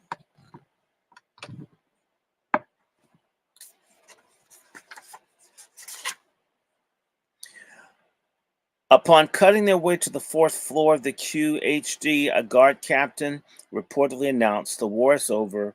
You have lost. This is now a concentration camp." This openly fascist declaration of genocidal intent contextualizes the Panthers' embrace of political violence as the only sufficient means of defending their existence. A lawsuit filed on behalf of those that survived the QHD rebellion. offers a glimpse of what the recaptured rebels across the jail system endured. As Balagoon predicted, despite Lindsay's no reprisal promise, they were immediately subjected to a surplus of trauma. Captives were stripped naked and made to stand at attention, only to be sprayed with fire extinguishers, shot at point blank range with tear gas canisters, savagely beaten with clubs, chains, and axe handles. At a street level, in front of the QHD's lower C gate, spectators observed uniformed men dragging the captives out of jail and collecting their beaten, bloodied bodies into a writhing pile estimated by various witnesses to number between 25 and 60 people. The guards then jumped on the pile, kicking and clubbing the defenseless men in full view of the media, offering a glimpse into the violent processes and the psychological conditioning through which the killing of white authority figures becomes unfathomable. The guards force the recaptured rebels into chant power to the correctional officer. The correctional officer is our God, and the affirmation of the mastery and deification. These normally illegal inflictions of white supremacist violence were tacitly sanctioned by the federal government, while the FBI generated extensive surveillance of the rebellions, especially those involving Panthers. It was curiously disinterested and tracking the abuse of the incarcerated as a tactic of archival power, indeed of archival war. This active silencing attempts to weaponize history to preserve a one sided narrative as seen through the eyes of the state. Their surveillance conjures an image of bloodthirsty black extremists while revealing little about the racial terror that supports the established order. Moreover, at the same time the FBI was going to great lengths to crush the black liberation movement, it was hospitable to the consolidation of organized white supremacy within the police, the prisons, and the military, leading us to the historical present in which white nationalism and homegrown fascism are flourishing in the open. Casualties were immense. At least one captive, a black man named Thomas Shorty Hines, was beaten to death. His lifeless body was left lying in a cage for over 24 hours. At least 59 QHD captives were hospitalized for serious injuries, including broken bones, lacerations, and skull fractures. In the weeks following the rebellion, 4 captives, all of whom were black or Puerto Rican men, were found hanged in New York City jail cages. While official investigations disputed the accusations leveled by the young lords that these deaths were political assassinations, state actors conceded that the jail system was ultimately responsible for letting them die, indicting the prison as a normalized site of necropolitics. Whether by outright murder or malign neglect, the carceral system consumes the lives of the most vulnerable, but does so in ways to register that as justice administration. It was not until 12:30 a.m. on October 6th, with the assistance of Gerald Lefcourt, that the 39 Branch Queen holdouts allowed themselves to be lowered to the ground in groups of 3 and a fire department cherry picker with their fists raised triumphantly. Lumumba Shakur was the last to exit the jail. As he descended, a crowd of over 200 supporters cheered him on. He responded with a symbolic gesture of liberation. He raised his arm and revealed the keys to the jail and tossed them to the crowd. Balagoon maintained that the love and support from outside groups and organizations energized the rebellion and prevented the rebels from martyrdom. However, in their open letter, the Panther 21 criticized these same supporters for not taking advantage of the opportunities that the rebellion created. Organizations such as the Black Panther Party, the Young Lord Party, and the Women's Bail Fund, and Youth Against the War and Fascism had organized rallies that drew hundreds of people while employing militant rhetoric Most of these outside supporters studiously abided the law and remained corralled behind police barricades. The jail rebellion warriors saw this as a missed opportunity. This is a block quote. When we were in the Long Island City Branch Queens Jail Rebellion, we felt that the people outside could have supported us with the fullest revolutionary manner and 2 or 3 simultaneous lays. Mass demonstrations at each of the prisons involved, while the pigs, quite a large percentage, were surrounding the prison. If there had been mass demonstrations while leaving the city vulnerable, in this case 5 days, for some righteous urban guerrilla military actions, and 3, if a chance occurred to liberate the prisoners at any jail that the opportunity presents itself. Thus, you see, the best tactics of revolution is continuous confrontation and struggle. The Panthers argued that the lawful and peaceful mass demonstrations were necessary, but radically insufficient for revolutionary struggle against the system engaged in genocidal war. Their critique radically disrupts the hegemonic understandings of what solidarity between these within and beyond the walls can and should look like. While the rebels had successfully organized guerrilla counteroffensives and legal jailbreaks from within, they were calling on those outside the walls to engage in militant acts of strategically organized lawbreaking. Only through the criminalized activity on both sides of the walls could their insurgency succeed. State actors had attempted to minimize their public displays of violence, so not as to encourage greater involvement of those beyond the immediate scope of the conflict.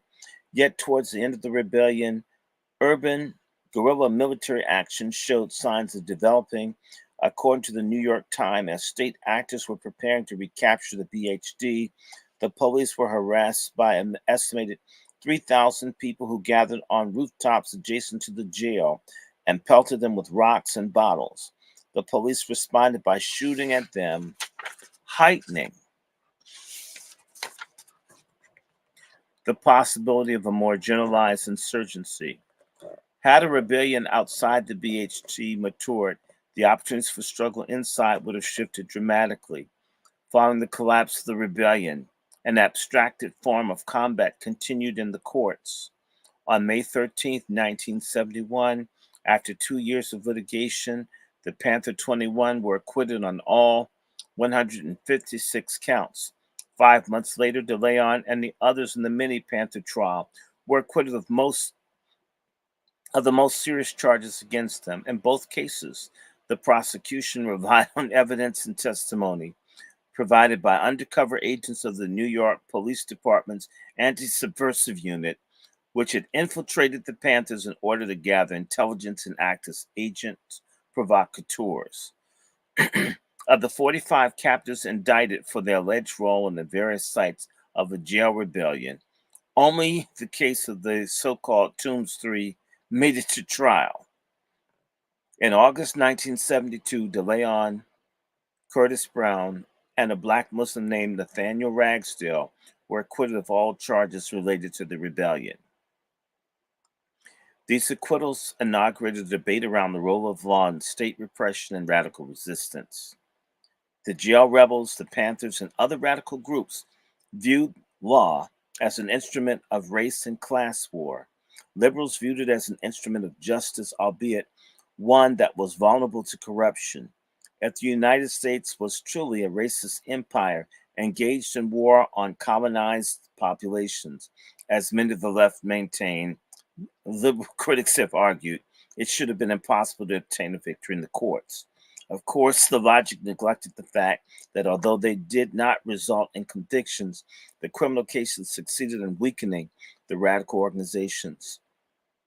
Legal support for the Panther 21 trial drained the party of resources, incapacitated many of its key members for over 2 years, and exacerbated internal tensions. For this reason, DeLeon soundly rejected the notion that the acquittals were victories. How can we say we won a victory when the pigs still have my brothers? When the farce still goes on, when we are still slaves, still victims, This is just a small step. We've only won a skirmish on the motherfucker's terms. The battle still lies ahead. For many, this chapter was just one of a much longer biography of anti-carceral struggle. Although he beat the conspiracy rap, DeLeon was convicted on a weapons charge and spent the next several years behind prison walls. Most in Unit 14, a complex of torture and bestiality within Clinton Prison, where intractables like Caspar Baker Gary, Martin Sostre, and many others were routinely isolated. There, DeLeon continued to resist intense carceral repression under the banner of the Black Panther Party. Following his experience in the Panther 21 and jail rebellion, Kuwasi Balagoon concluded that to survive and contribute, I would have to go underground and literally fight. He joined the Black Liberation Army, a clandestine formation that, as I have shown in later chapters, was central to the protracted revolt. DeLeon's contention that the battle lay ahead was prescient, eager to relieve the crowded conditions and cool the jails. Governor Nelson Rockefeller arranged for 3,000 sentenced jail captives to be offloaded to state-run prisons, expanding the state prison population by nearly 25% in a matter of months. This sudden influx of new captives, many of whom had survived the jail rebellion, provoked massive shifts in the composition of New York's prison population as wardens in Sing Sing, Clinton, Eastern, and elsewhere made space available to accommodate the transferees. They seized the opportunity to purge their own institutions of troublemakers and militants. Many of these undesirables landed in Auburn, resulting in what Prison Crack called a critical mass of revolutionaries within that facility. Just as the deployment of prisons to contain revolutionary action on the streets backfired in the jails, the imposition of carceral war continued to create conditions conducive to rebellion. 1 month after the jail rebellion's collapse, captives in Auburn rebelled, and it is to this new, woefully under-theorized site of the long Attica revolt that we now turn. How many people want me to read some more?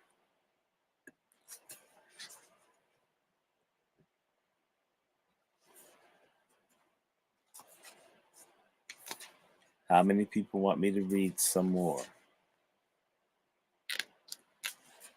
How many people want me to read some more?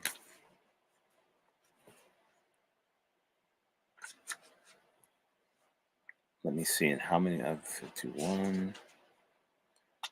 If I can read 60 pages, I will have basically done half of the book. The book is 230 pages. If I read the next 60, I will have done half of this book. I don't mind doing a part 3 of this. Talk to me. There are very few people. Let me take a moment. Boa noite, meu amigo do Brasil. Por favor, você pode me escrever pela internet. Meu endereço eletrônico é aqui. O nome para você a escrever, se você quer a falar comigo em sua língua. O nome de meu endereço eletrônico é WRENDYSHORT@gmail.com.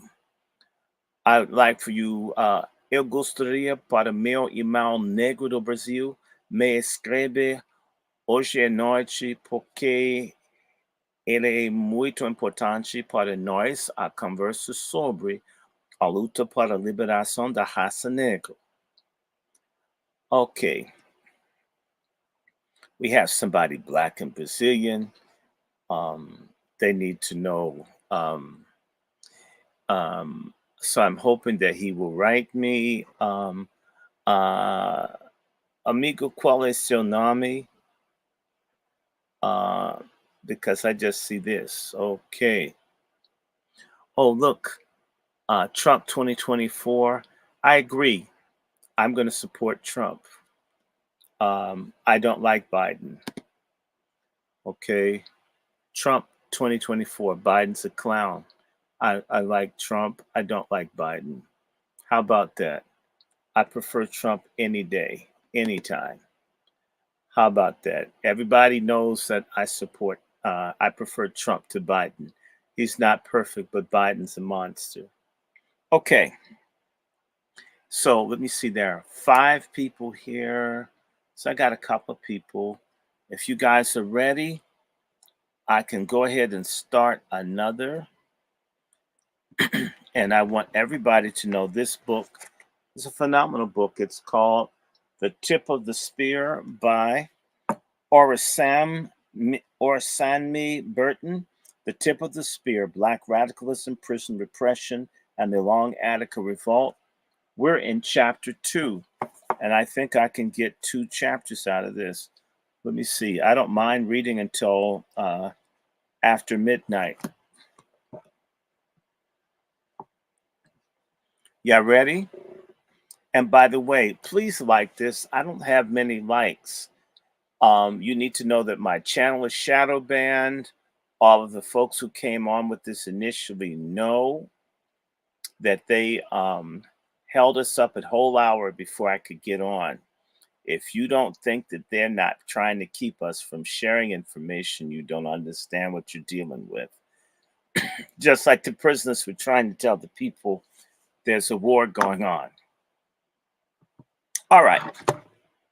So, say no more. And if you like the Angry Black Men's Book Club, and I see, what is that? Gold World. If that's Goldsboro, if that's the brother I think he's now in Fort Lauderdale, Florida. It's one of these people that always support me. Sister Star, Sister Devon, Brother Roland, Brother Judah, Brother Herc Owens, OG brother in Sacramento, Brother Mark, and others. I appreciate you. Please retweet, share this space. I've sent it out all over. This is the poorest showing I've had in all year right now, believe it or not, guys. And this is a great book. This book is a powerful book. And so the numbers have dropped. They do not like what's being said in this book. So trust me. But anyway, let me have a little bit more water. My throat gets dry doing all this reading.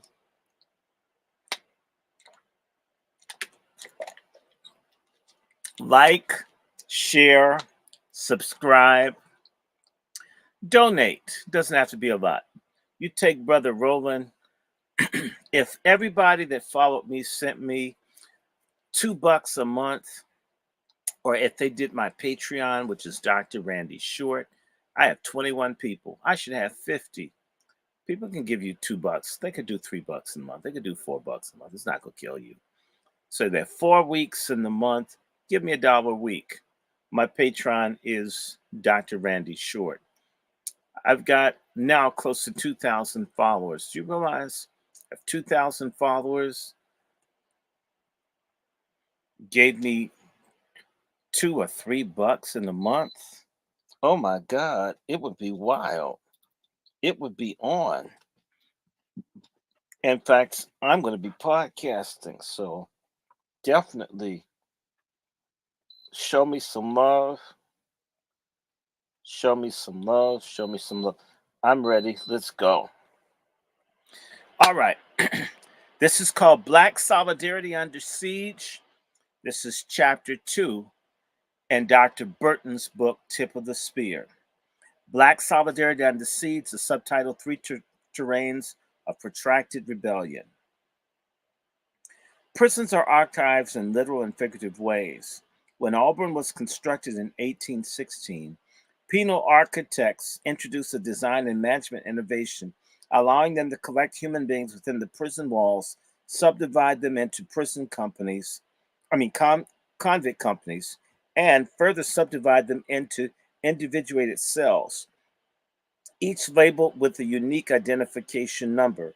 Identified by one analyst as a human filing system, this physical ordering allowed penal experts to efficiently identify, observe, classify, access, sort, describe, sequester, silence, release, destroy, and extract knowledge from their targets.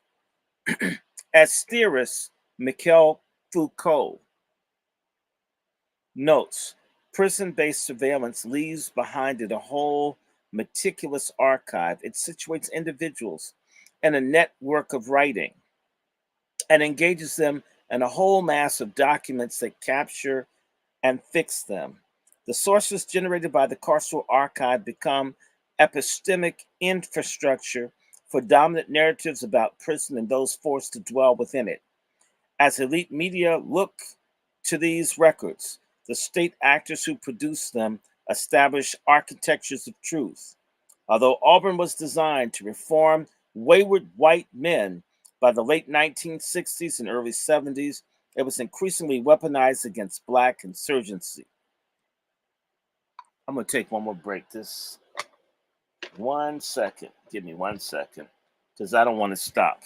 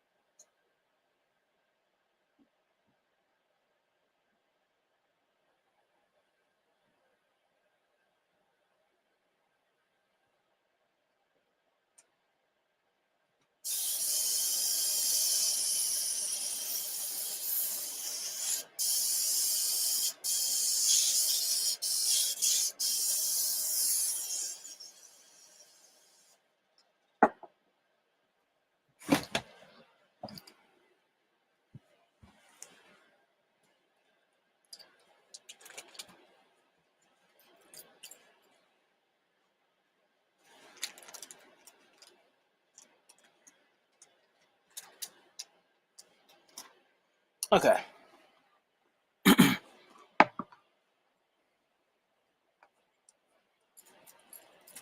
I'll just use these. I don't care.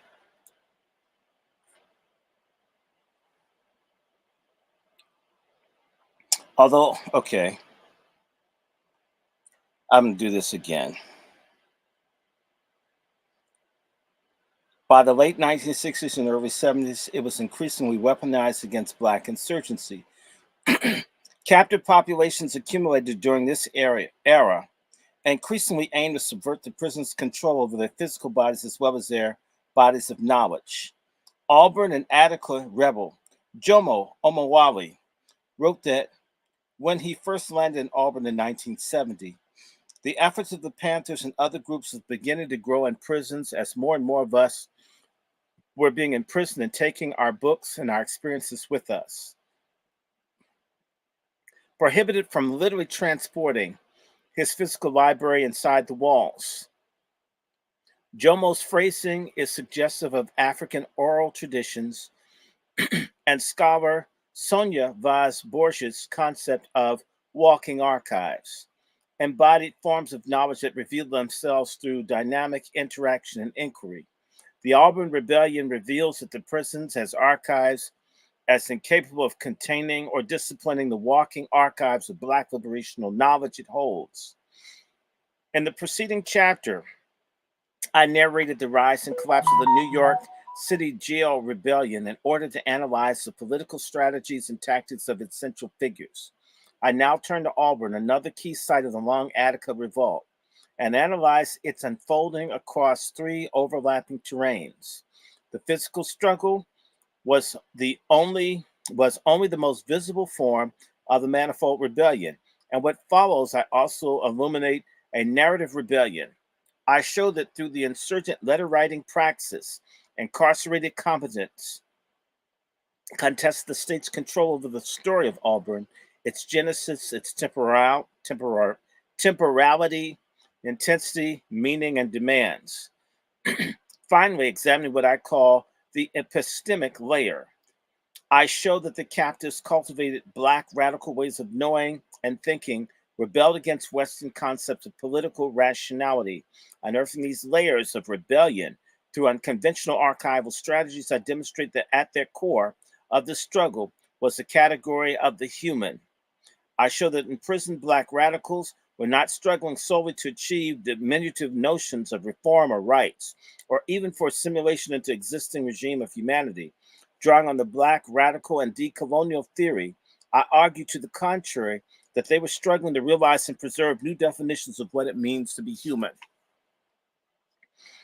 As a white Western discourse that developed in dialogue with colonial conquest, the liberal humanist project attempts to define and demarcate the boundaries of humanity across a long durée of Western modernity. Black and other colonized populations that function as the non-human others, existing beneath and beyond humanity's normative paradigm. And the Wretched of the Earth, which the rebels employed as a kind of manual, Frantz Fanon famously explained that the racial colonial domination divided, compartmentalized, and sealed the modern world into mutually exclusive zones, each inhabited by a distinct species reified by colonialism itself. The colonized zone is a disreputable geography inhabited by objectified things, by niggers and towel heads, by those representing a corrosive element, the very negation of values. By contrast, the ruling species inhabit the zone of white civilization, of European culture, and historical progress, as defined by those who created in the world in their own image. These zones are policed by a border of violence, a border that incarcerates the colonized within a regime of oppression, and yet, despite inhabiting the zone of enlightenment, of official freedom, justice, and equality, the colonizer also suffers a deformed existence, an existence secured by genocide. Look at Israel, guys. As Aimé Césaire explains, the West has never been further from being able to live a true humanism, a humanism made to measure the world, made to measure of the world.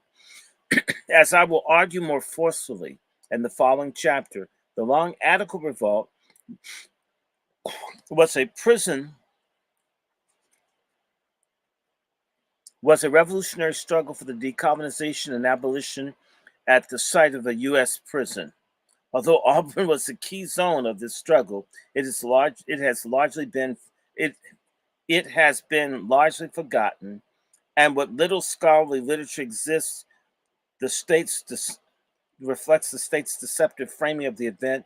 This framing largely confines rebellion to an 8-hour period during which the rebels held hostages, imposed the partial understandings of their demands, and treats the confrontation as a relatively minor prelude to the much more well-known rebellion in Attica, which has been memorialized through a counterinsurgent historiography that fixates on the spectacle of anti-Black violence that repressed the rebellion while ignoring the forms of abolitionist world-making that made such a threat. It is often said that the central contribution of Auburn was that it taught captive rebels not to trust the state promises regarding reprisals, as if this lesson had not already been learned, as if their political praxis crusted at petitioning authority. Disrupting established leadership at Auburn and the prison movement more broadly, I demonstrate that Auburn was a protracted struggle that endured for at least 8 months, during which members of the captive and colonized species transformed themselves into revolutionary subjects who ruptured the humanist paradigm and injected new rhythms of Black radical being into the world. The concept of this new rhythm, this new genre of human being, to use theorist Sylvia Wynter's formulation, was not determined in advance, but was rather actively produced through the processes of collective struggle. Auburn rebels wrote extensively about their multifaceted revolt and did so through the rubric of a protracted war. But unlike the state initiated war to which they were responding, theirs was a war of becoming. Elucidating this point through the prose conditioned by violence, Charles Leon Hill wrote, "We engage in a protracted struggle at the Auburn concentration camp, often clashes of force, verbal confrontation, but never retreat, open conflict, war till death. Even we who dare to fight, to resist, to demand human treatment, or succumb to the wrath of tyranny and forsake the cause of human dignity, or our bodies will be crushed, but our spirit prevail. For we maintain no illusions of superhuman victory behind these walls, but we keep aflame the spirit of the freedom fighter." Excerpted from the New York Times, Leon's intervention clarifies the stakes of the rebellion while demonstrating the salience and inseparability of the various terrains examined in this chapter. Auburn was a life and death contest that unfolded simultaneously on the corporeal and discursive terrains. The physical clashes of force are only legible because captives were engaged in the struggle to narrate these clashes. Both were shaped by such a profound asymmetry that achieving decisive victory seemed beyond the rebels' physiological capacities as earthly beings. And yet, fully aware that their bodies would be crushed, they continued to resist. In doing so, they struggled on a third terrain, one that nurtured into being beyond the body a spirit, a social consciousness, an affective state that is largely beyond representation. Although Leon demanded human treatment and human dignity, he noted that his spirit burned for a form of freedom that the captors had no ability to grant, a freedom that could only be taken, or more accurately, one that had to be invented. And in an invent they did, as Fanon explains, a new humanism is written into the objectives and methods of the struggle. In the sections that follow, I analyze the protracted Auburn rebellion as it unfolded across these interlocking terrains. First, I will show how the rebels narrated their revolt against the material and symbolic obliteration. Next, I analyze their implacable will to physically resist. I show how the rebels refused their compartmentalized dehumanization by enacting an insurgent counter-humanism that is aimed to redistribute a fraction of the violence that assailed them. Yet within and against and beyond this totalizing spiral of violence, I showed them evolving on an altogether different terrain. They were cultivating an intra and intercorporeal modalities of collectivity, intimacy, love, tenderness, modalities that reveal the smoldering core of the revolt's revolutionary content. The protagonists The protagonists of the Long Attica Revolt contested a carceral counterinsurgent narrative, and what the ruling power, the administration of the penitentiary, and the reactionary newspapers have published must be considered as war communiques, wrote the French-based Prisons Information Group, adopting the analysis of imprisoned revolutionaries in the United States. This methodological intervention demands an analysis that analysts interpret the dominant narratives not as a reflection of truth, but of power, as propaganda intended to fill some tactical exigencies and to serve a specific purpose. Other official sources position the Auburn disturbance within the linear temporality that begins on November 2nd, 1970, and reaches its climax 2 days later, and is swiftly brought under control, leaving a deafening silence in its wake. The rebellion's alleged genesis was the administration's refusal to allow the Black population to celebrate Black Solidarity Day, a recently established holiday on which Black people refused to work. The story begins with the strike in which captive rebels collectively withdrew their labor from the Auburn license plate shop, tobacco packing plant, textile shop, and metal bed shop.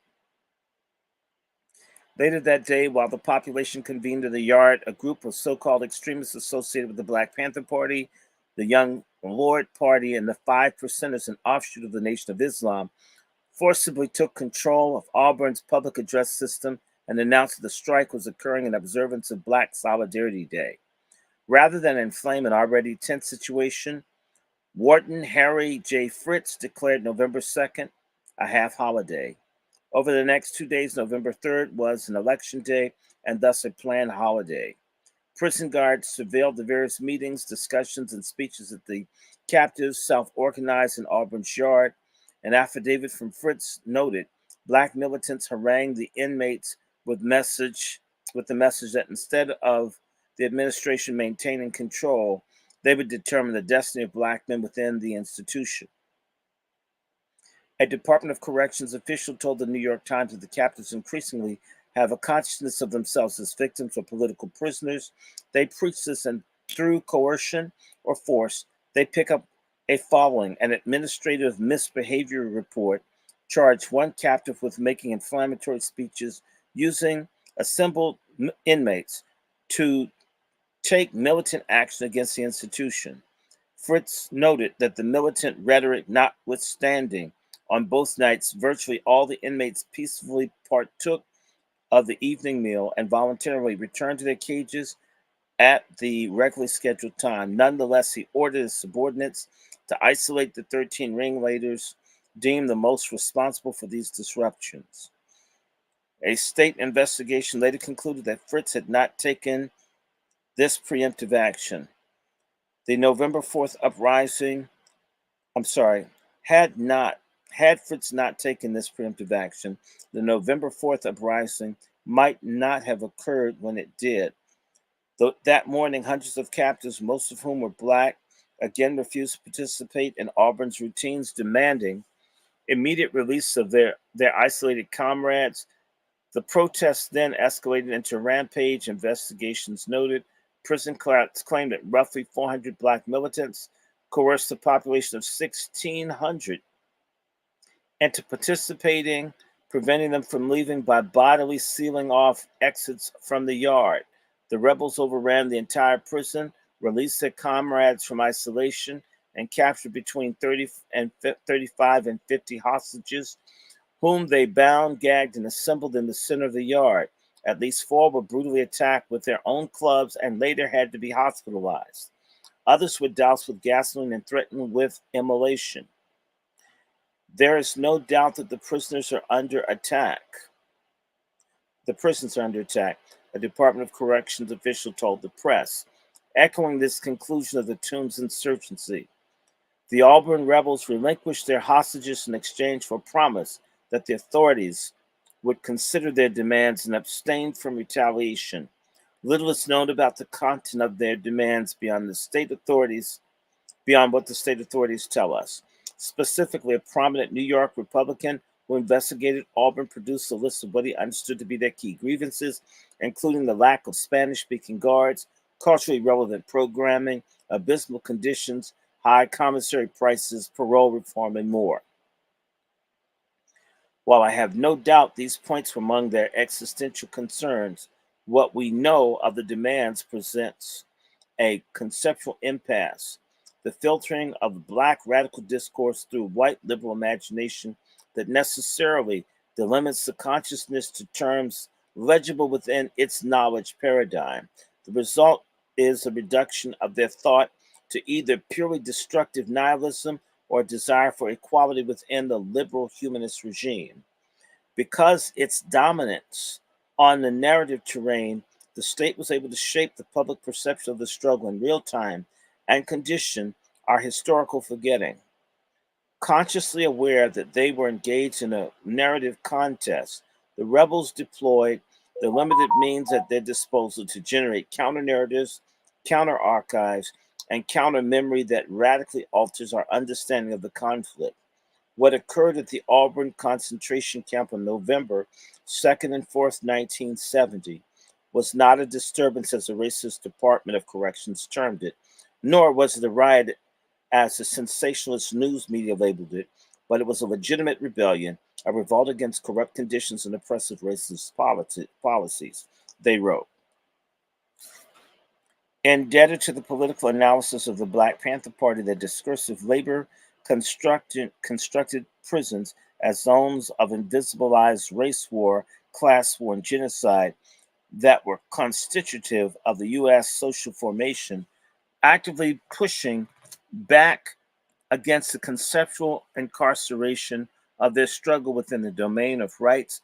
They explained that, contrary to the official story, the causes of the rebellion were not isolated to singular demands for Black Solidarity Day or other institutional reforms, although all of these and numerous other grievances were voiced. Rather, the main demands of the Auburn Rebellion were for freedom to control our own destinies, freedom not to be treated like animals, not to be turned into mindless, spineless robots. In other words, the intended effects of their anti-carceral praxis exceeded prison walls, posing a challenge to the sadistic, perverted, racist system that is compelled to oppress the people so it can survive. Although the state enjoyed outsized control over the narrative terrain, the captives had recently gained access to a critical means of fighting back. 6 months before Auburn erupted, and prison revolutionary Martin Sostre secured a legal victory that forced prison cracks to liberalize their correspondence policies.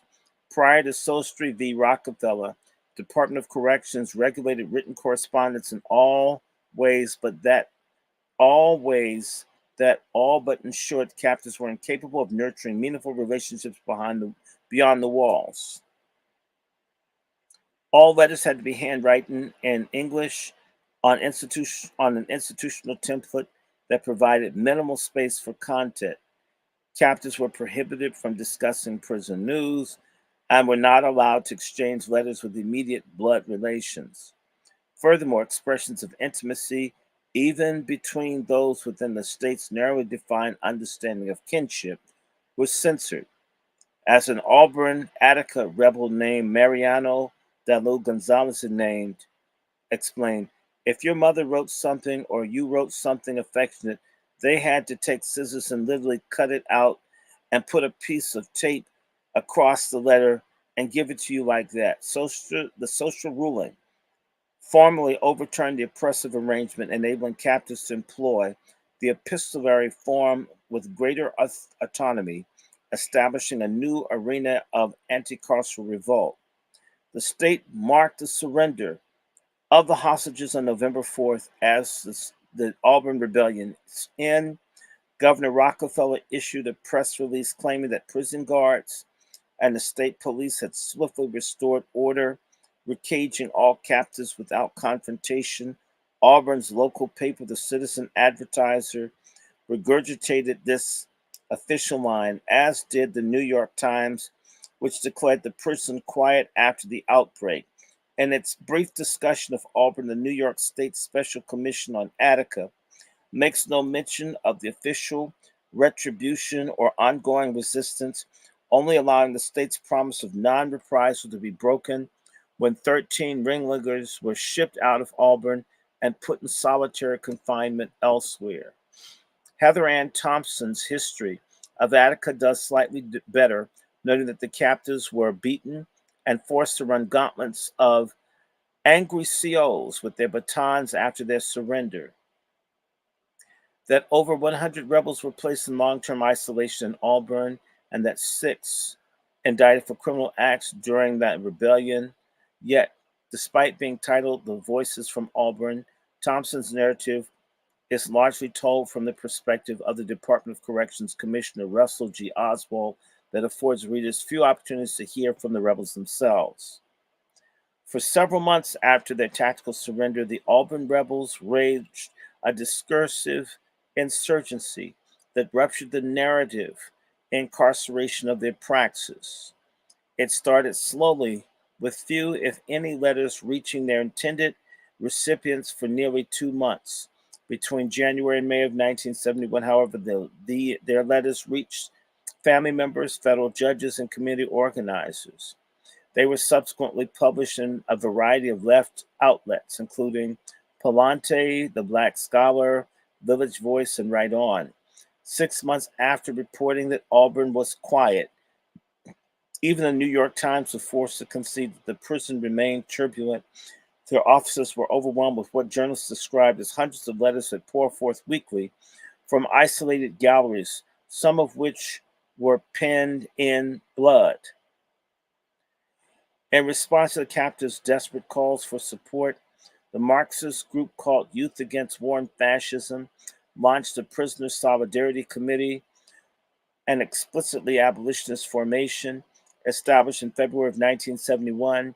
The PSC functioned and won members' words as a vehicle whereby prisoners themselves could speak to the people outside, could generalize their struggle, fuse their grievances and their hopes into a main current of rebellion that is rising in the country as a whole. Comprised mostly of white university students and activists, the PSC provided the rebels with invaluable financial, moral, and legal support, created a transportation system to convey family members from New York City to Auburn, and organized protests outside the Cayuga County Courthouse, the site of the rebellion's legal aftermath. They even managed to infiltrate the prison by getting one of their members assigned as a legal assistant for the Auburn Six, who were indicted for their role in the November takeover.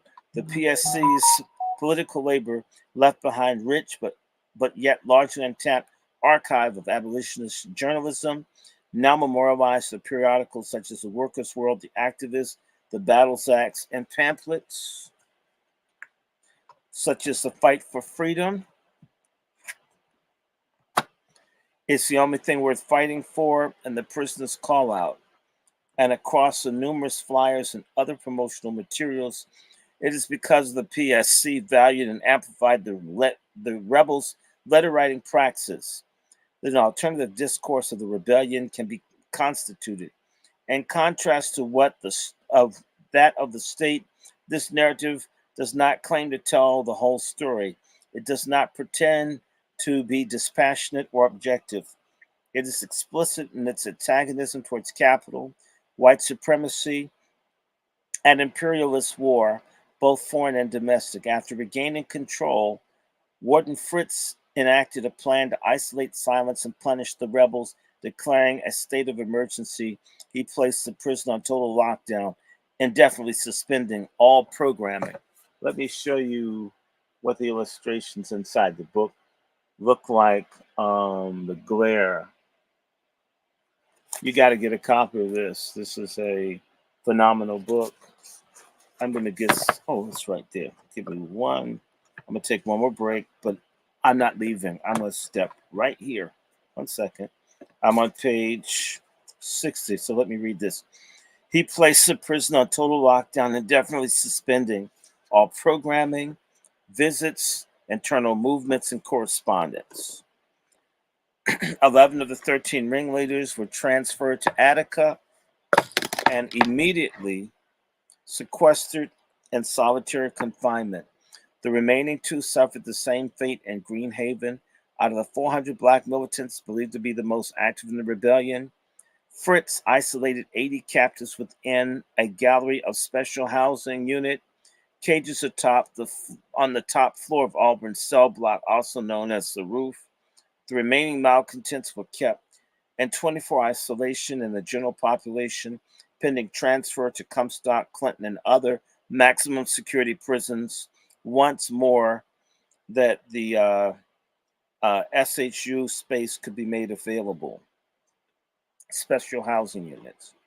Rebel letters authored during this period are saturated with meditations on communicative failure, limitations on the epistolary form, vicissitudes of illegal prison censorship, the impossibility of conveying the scope and intensity of violence they endured. If I were to relate even some of the major deprivations suffered and still continue to write this letter, you would never receive it, wrote one captive. I put my situation to put my situation on paper is impossible because of things that keep building up each and every day, leaving nothing to my imagination, wrote another. Besieged by inscrutable terror and dehumanization, their letters marked an existential rapture with dominant systems of knowledge, productions, and representations puncturing the state imposed silences without fully transcending them. We're the voices of Black inmates who have been relegated into the obscure microcosm of ultra punitive segregation, which is the roof, behind the iron curtains of the Auburn prison. Nobody beyond these iron curtains, shaded by a huge wall, can hear the constant cries echoing our agonies because of the racist penal brutocracy, i.e., Rockefeller, Oswald, and Fritz, has insidiously concealed the atrocities inflicted on us daily.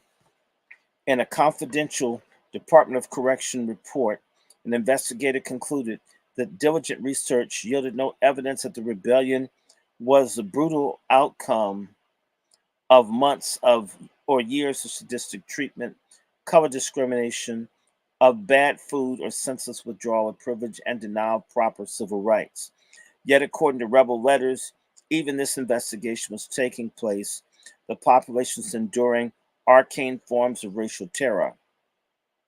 They wrote about being stripped naked, beaten, made to endure freezing cold, of gassings, macings, forced druggings, and being sprayed with water hoses, of being starved and ultimately being served food that was intentionally contaminated with dead insects, feces, phlegm, which is spit, poison, shards of glass, sometimes from a wagon used for hauling garbage, exposing the radical inefficiency of terms like solitary confinement, punitive segregation. They wrote of being forced into dark cells and stripped cells, barren concrete enclosures with no lights, plumbing, or furnishing, in which denuded men were suspended in space and time until they barely exist, as one victim of this practice explained.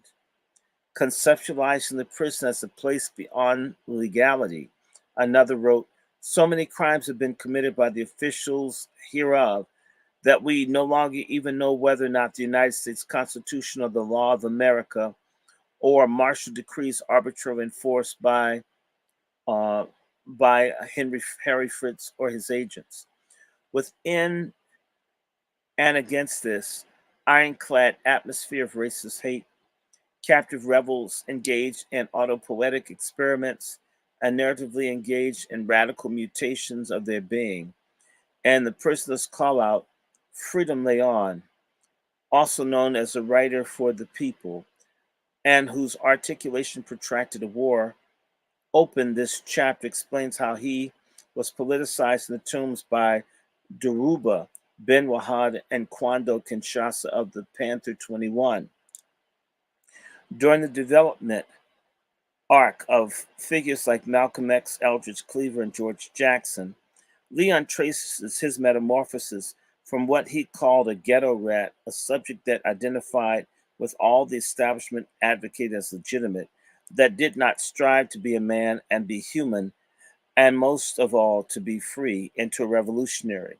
Leon writes about studying the revolutionary tactics of Mao Zedong and Che Guevara, but explains a deeper shift occurred at the level of consciousness and effect.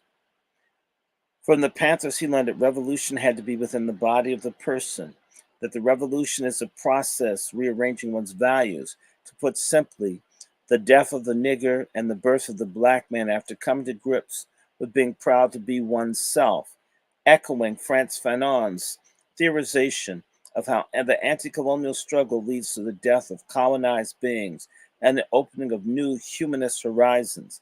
Leon writes, I learned to stretch out my hands and to be part of all mankind. And in the following chapter, I offer a more thorough engagement with how this form of human being was lived, including a speculative interpretation of the meaning behind the masculine inscription. For now, let us dwell on the myriad of ways that imprisoned Black radicals deployed letter writing as discursive technology of counterwar. Their epistolary praxis ruptured their narrative condemned status, enabling them to constitute themselves as actors and chroniclers of a world historical event. Against the narrow framing of the conflict of unprovoked outbursts of extremist violence that disturbed an otherwise tranquil institution. They narrated the rebellion as repudiation of the genocidal atrocity. Moreover, the underside of the Western civilization's enlightened embrace, they narrated formations of Black radical becoming that simultaneously critiqued and overran the boundaries of the human project. As they always do, the foot soldiers of carceral war responded to these movements by ratcheting up repression, zealously policing the borders of existing hierarchy. However, their violence had lost its determinative power, for the rebels resolved that it would now flow both ways. The corporeal terrain of the struggle is a terrain of physical violence. Prison crafts legitimated their violence by hiding it, mystifying it beneath obfuscating language, by labeling the rebels as extremists, initiators of violence. However, as Fanon explains, it is the colonist who speaks in the language of violence, the colonist who relegates the colonized into a status of lower species, and thus it is the colonist who has always shown them, the colonized, the path that they should follow to liberation. Black captives were seen beyond the pale of humanity as beasts who needed to be contained. As high level prison officials explained in 1974, many of the guards felt that they were a special kind of breed of animal that has little hope for rehabilitation. Against this normalized dehumanization, Auburn rebels enacted an insurgent counter humanism. And to this atmosphere of totalizing violence, they introduced counterviolence that communicated their willingness to universalize the disposability of life if no other options were available. Barred from accessing the trappings of humanity, the colonized sought to reduce the colonizer to a state of equality, revealing Fanon's words that his life, his breathing, and his heartbeats are the same as yours. Coupled with the epistolary narration, this reciprocation of violence reflected the rebels' militant refusal of the epistemic and ontological arrangement of the world. Prisons had long served as cauldrons of the martial Black radicalism. Behind the walls, there's no shortage of people who engage in the disciplined study and practice of unarmed combat, weaponizing their bodies by doing thousands of push ups per day, executed weighted punches, and hardening the bottoms of their feet by running barefoot in the prison yard. During the 1960s, Black radicals organized street fighting competitions, and the abandoned area of Greenhaven Prison, attended by various Black nationalist formations. These underground contests provided opportunities for captives to hone their martial prowess in an environment oriented towards collective survival and liberation. They employed East Asian styles such as karate and judo, as well as their own fighting systems, with names like mental boxing, kill the enemy within. Captives developed these techniques to preserve bodily autonomy while fighting on the internal terrain of war, the conquest of fear, doubt, and inferiority complex imposed by the colonizing process. Whenever possible, we will avoid antagonizing the pig, notes the rules and regulations of the Auburn Black Panther Party. And yet, members were instructed to arm themselves with knives, karate, and brute strength so that if a pig should make an apparent that he intends to take you off this planet, you may get the opportunity to at least take one pig with you. Isolated on the roof, the Auburn 80 responded to the carceral siege with even more rebellion on December 20th, 1970. For example, they launched an attack from within the most secure section of the prison. A memo from Warden Fritz limbs that the insurgency through the drab vernacular of state bureaucracy, whereas the number of inmates and the special housing units participating in the second uprising on December 20th, 1970, and what the staff released them from their cells in order to provide outdoor exercise. These inmates armed themselves with a variety of weapons made from cell furniture, and destroyed for this purpose mop handles and brooms, broke windows in the special housing unit, removed control levels, and used to open and close windows and armed themselves with levers as weapons, and then refused to return to their cells upon the order of institutional officials, making it necessary to use tear gas and other physical force to compel inmates to return to their cells and submit to a search for weapons, all of which created a grave threat to the safety and security of the facility. Fritz frames the Special Housing Unit rebellion as an unprovoked guerrilla ambush against unwitting guards who, only performing their duty to ensure their captors receive their legally mandated hour of recreational time outside their cages. Unresponsive to rational speech, this bloodthirsty horde left the guards with no choice but to beat them back with defensive force and tear gas, and which they dispensed with the utmost of restraint. 6 months after this confrontation, the Black Scholar published a letter that indicts Auburn prison crats for consigning the rebels to a realm beyond humanity's protective embrace. According to Jalil Abdul-Alim, he and other members of the Auburn 80 were caged 24 hours per day in cruel and inhuman conditions. He wrote that in response to the trivial things like demanding our human rights, hot meals, clean clothes, constitutional guarantees, showers, etc., they were subjected to physical, psychological, and sexual attacks that assailed the surfaces and interiority of their bodies, their flesh, vital organs, nervous systems, the respiratory system, and senses. My first beating came after 38 of us were gassed and maced, and I refused to submit to a rectal examination. I was deaf in my left ear for more than 2 weeks, and I received lacerations on my legs, arms, and head. By placing a rectal examination, the scare quotes, Elaine demystifies his commonly used technique of sexualized conquest that is normally cloaked in rationalistic jargon.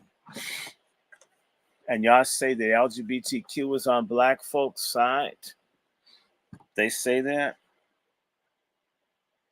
These white guerrilla sissies are raping and killing black men even now. The rebels were not passive recipients of these treacheries, but rather historical agents that analyzed what was being done to them and consciously fought back. Although they numerically outnumbered their tormentors, they were technologically outgunned, physically immobilized in carceral space, responding to increasingly militaristic siege tactics. They employed a form of carceral guerrilla warfare. As George Jackson explains, guerrilla warfare is not fought with high-tech weaponry or state-of-art gadgets. It's fought with whatever can be had, captured weapons when they can be had, but often antiquated firearms, homemade ordnance, knives, bows, and arrows, even slingshots, but mostly through the sheer will of the guerrilla to fight and win no matter what. The Auburn rebels actualized this insight, fighting to maintain a modicum of autonomy with no conceivable path to victory. During the onslaught of these pigs, we were being gassed and forced to break up our toilet bowls and sinks in order that we might defend ourselves to a degree from these spacemen looking pigs with their clubs, mace, an array of gas masks, oxygen cans, tear gas guns with which we were vamped on. The racist pigs left 20 and 30 gas canisters behind that we were left to deal with. For the ongoing rebellion, they paid a price not only in blood and bone, but also in financial debt. For the damage incurred to the prison, I have to pay $87.74 before I can buy the bare necessities, toothpaste, soap, etc. Alim wrote, I hate even to mention how much prison time and wages it would take for me to pay that price. We was crazy, Brother A explained to me over the phone. We used to like cursing at them, calling them pigs, spitting on them, and throwing our piss and shit on them. I had to ask them why he and others on the roof had organized such strong resistance. Rather than responding to the rubric of politics, radical, revolutionary, or otherwise, he attributed protracted rebellion to the psychoaffective disorder. He said that the rebels were not in their right mind, were not operating as rational, self owning subjects, but rather as the bearers of madness, of ungovernable cognitive schemas. And some of us were extremists, he continued. His adoption of a term that is often hurled by the state as the legitimizing gesture resonates with this proclamation by Jackson. I am an extremist. I call for extreme measures to solve extreme problems. It is telling, however, that the examples that Brother A uses to illustrate rebel extremism and craziness of hurling offensive language, bodily fluids, and feces again reflect the profound asymmetry of this struggle. A prison psychiatrist who testified at a federal hearing noted that rebels were struggling through severe trauma, resulting in a sharp increase and suicidal ideation and incidents of self harm. And yet, prison crats were in the position to weaponize mental health. Numerous letters accused the state of having captives forcibly committed to the Dannemora State Hospital for the criminally insane and deploying drugs to reduce them to a vegetative state. What does it mean to be crazy, to be extreme, to be mad amid a condition that itself is beyond reason? A letter from James Cato Dunn, dated January 5th, 1971, echoes Fanon, positing that it was the carceral environment that was crazy and extreme. Inscribed in a beautifully ornate penmanship, the letter accuses the plutocrats of subjecting captives to uncivilized acts of insane, punitive maltreatments, hoping to curtail the abuses and denials of certain guaranteed rights under the U.S. Constitution. Cato's letter pleads for legal support. However, as times wore on, these abuses intensified. He grew more belligerent, developing a reputation for grabbing patrolling guards through the guards of his cage and choking them out whenever he caught one getting too close. These attacks would invariably result in Cato being singled out for special brutalities, humiliations, and violations.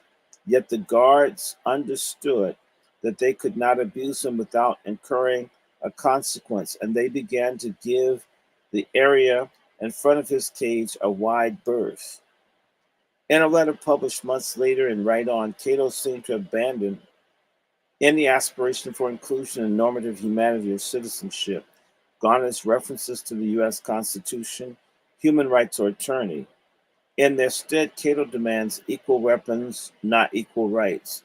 Outside of the social contract and the polity, not the only way to ensure survival and secure precondition for humans was the capacity to inflict what Frantz Fanon called reciprocal ho- homoge- homogeneity of violence.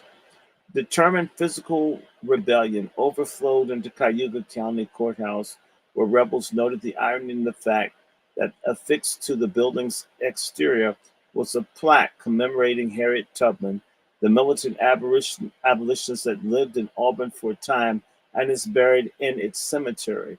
The rebels named themselves as Tubman's progeny, employing a range of abolitionist and counter-humanist tactics, reflecting their desire for disengagement with the carceral regime. A surveillance report notes that 6 captives charged with crimes stemming from the November 4th takeover had to be carried from their cells to vehicles and forced into the courtroom. During their arraignment, the Auburn Six, as they came to be known, refused to answer to their slave masters and declined to enter pleas, demanding instead that the federal government launch a probe into the ongoing carceral violence. They pounded the tables, they shouted obscenities, they kicked doors, and were completely, positively uncontrollable, noted an agent for the New York State Police. At one point, a fight broke out in the courtroom itself after being assaulted by a uniformed officer. Auburn rebel Kareem Siala retaliated, executing a double snap kick to the officer's chest and using his manacles to choke him until his face turned purple. Kareem relented only after another officer put a gun to his head, cocked a hammer, and promised to blow his head off. Convinced that they would not receive a fair trial, the Auburn Six accepted a plea bargaining for reduced sentences. We realized that any amount of time in prison is no bargain, wrote their legal defense team. But we felt the decision ought to be based on the choices we had of an acquittal and the chances that we had of using the trial to expose the conditions which existed in Auburn and which continue to exist in every penitentiary in New York, as you well know, but rather turn themselves in and willingly return to their tormentors. Two Auburn Six Jump Bill and having an illegal freedom that extended Auburn Rebellion for 2 years beyond the officially declared end. On May 8th, 1971, isolated rebels launched another collective rebellion from Auburn's Special Housing Unit. This one occurred simultaneously with the protests in which over 100 PSC members marched in the rain outside the prison. As chants denouncing prison slavery, class warfare, and homegrown fascism seeped through the concrete interior, Brother A and others used metal springs from their bed frames to pick the locks of their cages, then armed themselves with razors, sharp shards of porcelain obtained from shattering the sinks affixed to their cell walls. They then emerged from their cages and ambushed the guards, slashing them with their self-fashioned blades. The attack yielded the predictable results. They damn beat us near to death and threw us back in our cells. Brother A recalled in a manner chilling in its matter of factness. And yet the guards were beaten and bloodied too. In the absence of victory, the production of mutual suffering would have to do. The Auburn Rebellion exposed the inadequacy of existing carceral infrastructure to contain black insurgency. A confidential Department of Corrections report noted that the single yard is an open invitation for a few militants to take over. Warden Fritz, meanwhile, complained to the commissioner that the physical plant was not so designed to provide the necessary supervision for inmates who are bent and determined upon rebellion. Brother A recalls that one of the immediate legacies of the Auburn Rebellion was that the Department of Corrections shored up these structural vulnerabilities, henceforth soldering stainless steel sinks, toilets, and bed frames directly into the surfaces of its enclosures.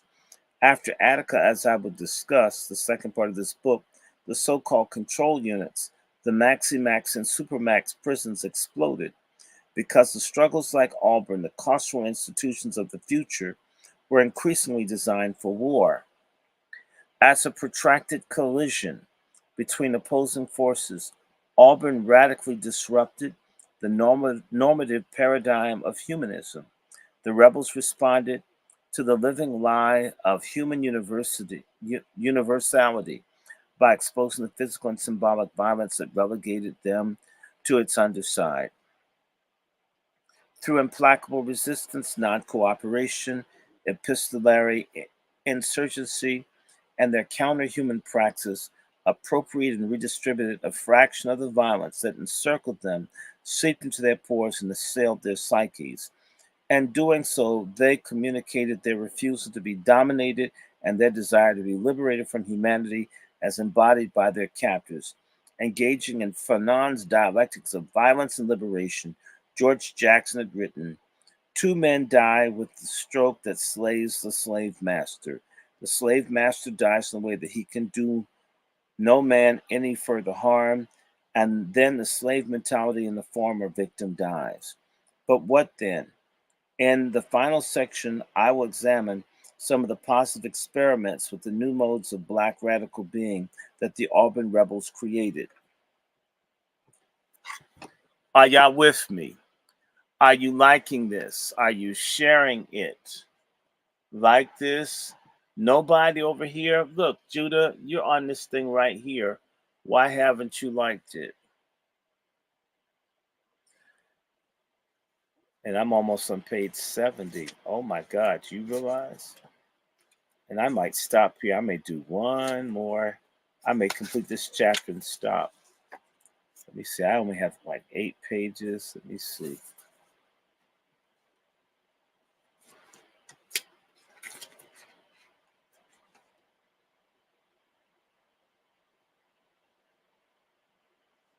Oh, yes, Sister Thompson.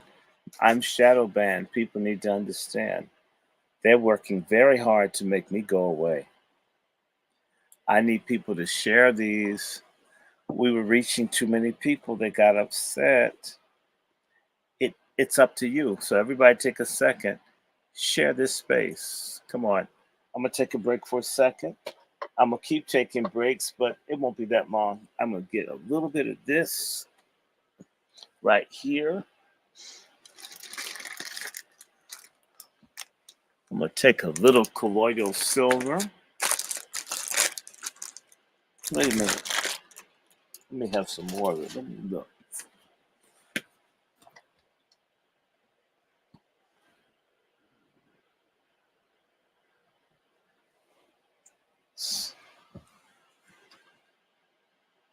Have a splash of colloidal silver. Yeah, y'all gotta share this when you see it.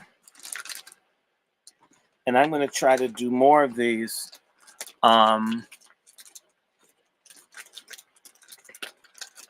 Start. Yeah, you need to look. I'm putting this out wherever I can, but I need people to look. I don't know what they're doing. I know I'm putting out my stuff. I'm gonna have a little colloidal silver. Then I'm gonna be right back in this. If any of you, that's probably why one of my friends, whose name is Thompson, Brother Roderick Thompson, introduced me to the Garden of Evil Eden, colloidal silver. This stuff helps. I haven't used it. I've had this. I'm gonna start. I'm gonna have a little bit. I haven't had any of this in months, and it shows. It's very good for fighting sinuses. And I haven't. I had this bottle sitting here. It is really good. I'm gonna have a little, and I'm gonna go back to reading.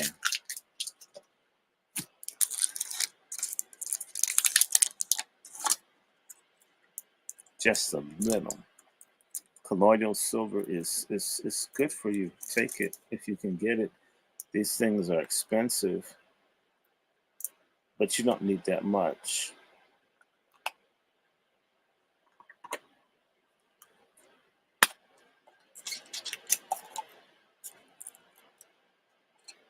I'm gonna have a teeny bit. Actually,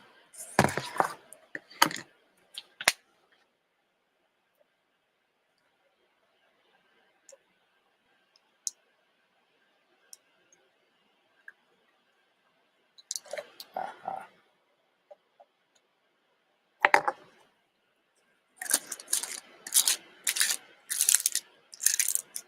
This isn't crazy book, yeah. So I'm just putting in my spring water.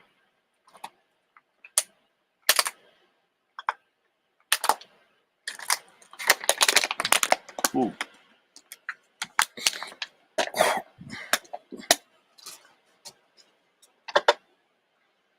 All right. This is a section called The Sound of the Different Drummer. Again, this is a Tip of the Spear. I'm on page bottom 68. I have nothing to say, sir. This enunciation of silence is attributed to Eric Thompson. His number is 26385. However, At the top of this transcript of this exchange, in a small act of defiance, his chosen name is written in cursive lettering: Jomo Sekou Omowale. Jomo offered his courteous but decisive answer in response to Vincent Mancusi's question, "Were you served with charges today?" Mancusi was the warden of Attica, where Jomo and other Auburn ringleaders were transferred immediately after relinquishing their hostages. They were placed in solitary confinement, where they endured many of the same atrocities visited upon those still at Auburn. It was January 1971, and legal actions initiated by the rebels had forced the prison crats to adhere to their own protocols and grant isolated rebels a disciplinary hearing in compliance with Sostra versus Rockefeller. "Do you admit or deny any of these charges?" Mancusi asked, as if no other response was possible. Jomo remained silent. "Do you refuse to sign this paper?" Mancusi continued, and Jomo again gave no response. Recognizing that his inquiry was leading nowhere, Mancusi ordered Jomo out of the room, and called two Auburn guards to testify. They claimed that on November 2nd, Jomo and others had approached their posts, forcibly commandeered the public address system, and announced that the strike was occurring in observance of Black Solidarity Day. This action, they claimed, precipitated the prison-wide disturbance that followed. Jomo was called back into the room and retold the narrative just outlined. "Do you admit or deny the charge?" Mancusi asked again. "I plead the fifth on the entire thing," said Jomo. Mancusi affirmed the charges, punishing Jomo by wielding his power to manipulate time. He eliminated 270 days from Jomo's good behavior credits and sentenced him to 60 days in solitary confinement, a time that he in fact had already served. Mancusi then concluded the proceeding with finality: "That's all." To close this chapter, explore the modes of Black radical consciousness that overran the boundaries of liberal humanism and rational self-ownership. Against the grain of the state's narrative dominance, such an experiment necessitates analyzing Black rebellion through different architectures of reality. To excavate these alternative universes of aspiration, desire, and dreaming beyond inclusion, I deploy conceptual tools that are unavailable within the normative paradigms of Western knowledge. Towards this end, my methodological approach to this epistemological and affective terrain of struggle dissenters visual and textual evidence instead privileges the listening to sounds, silences, and rhythms of rebellion beyond the body. For it is here that we can perceive what theorists Stephen Best and Saidiya Hartman have called black noise, the kind of political aspirations that are inaudible and illegible within the prevailing formulas of political rationality. As such, are always barred from the court. What happens when we actively listen for those expressions of being that exceed the strictures of scientific positivism and rational thought? How might this speculative and provisional approach help us to fathom the significance of rebellious silence? Into the void, we could impose the rational motivation of avoiding self-incrimination, a motivation that almost certainly played a role in Jomo's refusal to engage, but could not there also be a layer in his refusal to speak? What if his silence reflected a rejection of the question itself, a rejection of the terms through which the official narrative is being constructed? Do you admit or deny these charges?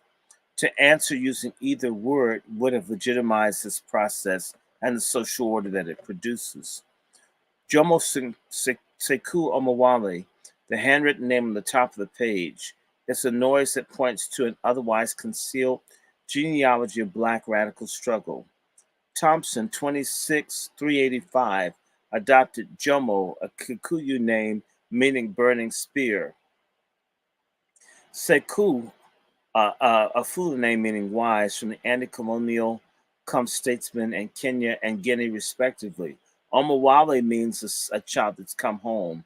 It's of Yoruba origin and was bestowed on Malcolm X during his visit to Nigeria.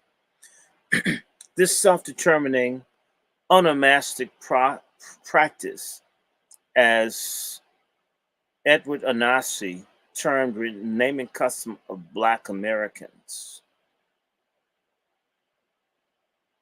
disturbs the official temporality and geography of Black Solidarity Day, politicizing it in ways that evoke indigenous African traditions, Pan-Africanism, revolutionary nationalism, third world decolonization, and what Adam Getachew calls anti-colonial world making. From this vista, Jomo's contemplative silence is perceptibly charged with a range of radical possibilities that the carceral archive can neither fully register nor contain. Unfortunately for me, I did not have an opportunity to meet Jomo and discuss his philosophy before he passed away in 2017. However, I have engaged with his intellectual bequests by listening to and learning from people to whom he was closest. My conversation with Jomo's daughter, Imani Davis, a theorist and a scholar activist in her own right, have been transformative during our discussions. I asked Imani to discuss the significance of being the keeper of her father's knowledge. Her answer foregrounded intimacy, intuition, care, and a love of ways inhabiting liberated humanity. Because in real life, there's no real justice or healing for them, the Auburn and Attica brothers. I feel like they didn't get to fully distill or process what happened. Their whole lives became very reactive. By the time they were able to create any theory from what had happened to many of them were too unwell, either mentally or physically, but the people that were close to them had a lot of access to their thought. I didn't really understand until my dad was transitioning that I was trying to gather all the hundreds of letters he had sent me since like 1986.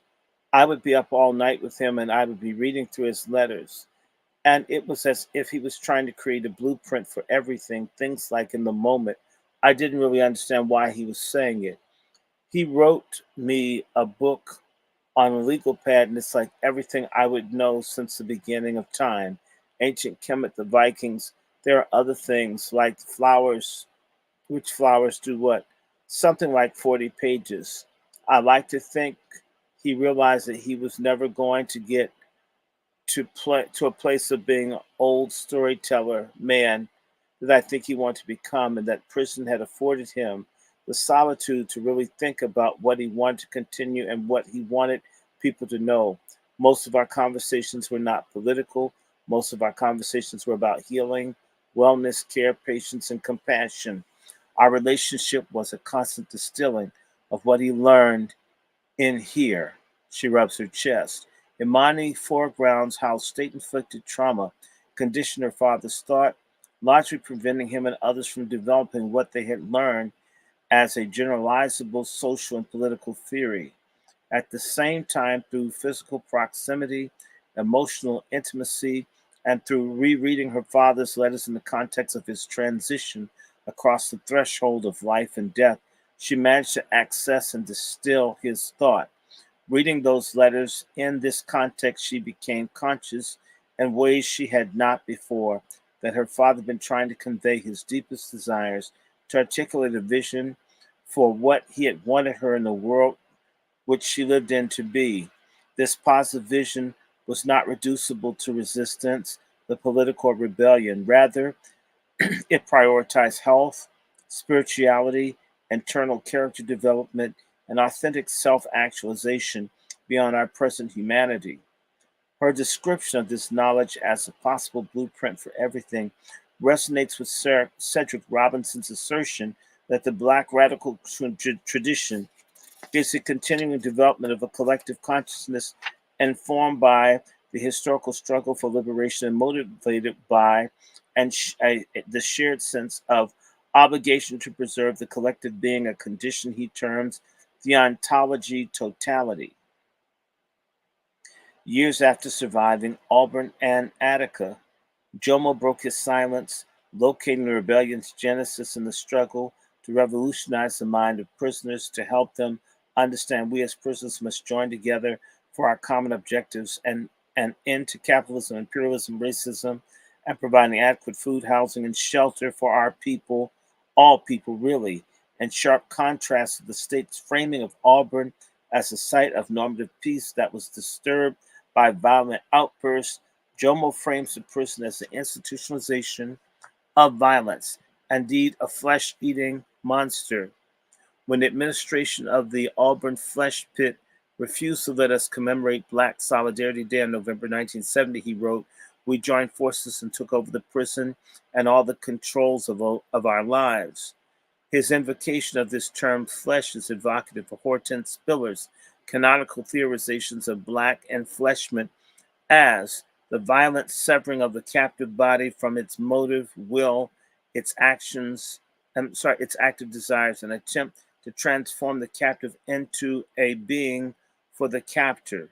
For Jomo, the Auburn Rebellion emerged as part of a historical process in which subjects with no sovereignty over their bodies or lives begin to transform their consciousnesses, their understandings of what it meant to be in the world. Larry Lookman White remembered his time in Auburn during the late 1960s and early 70s as a turning point in his intellectual and political development. Lookman was politicized in Auburn by Jomo and others who organized the Black Solidarity Day strike. In and out of our youth reformatories for much of his childhood, Lookman looked to these comrades for political mentorship.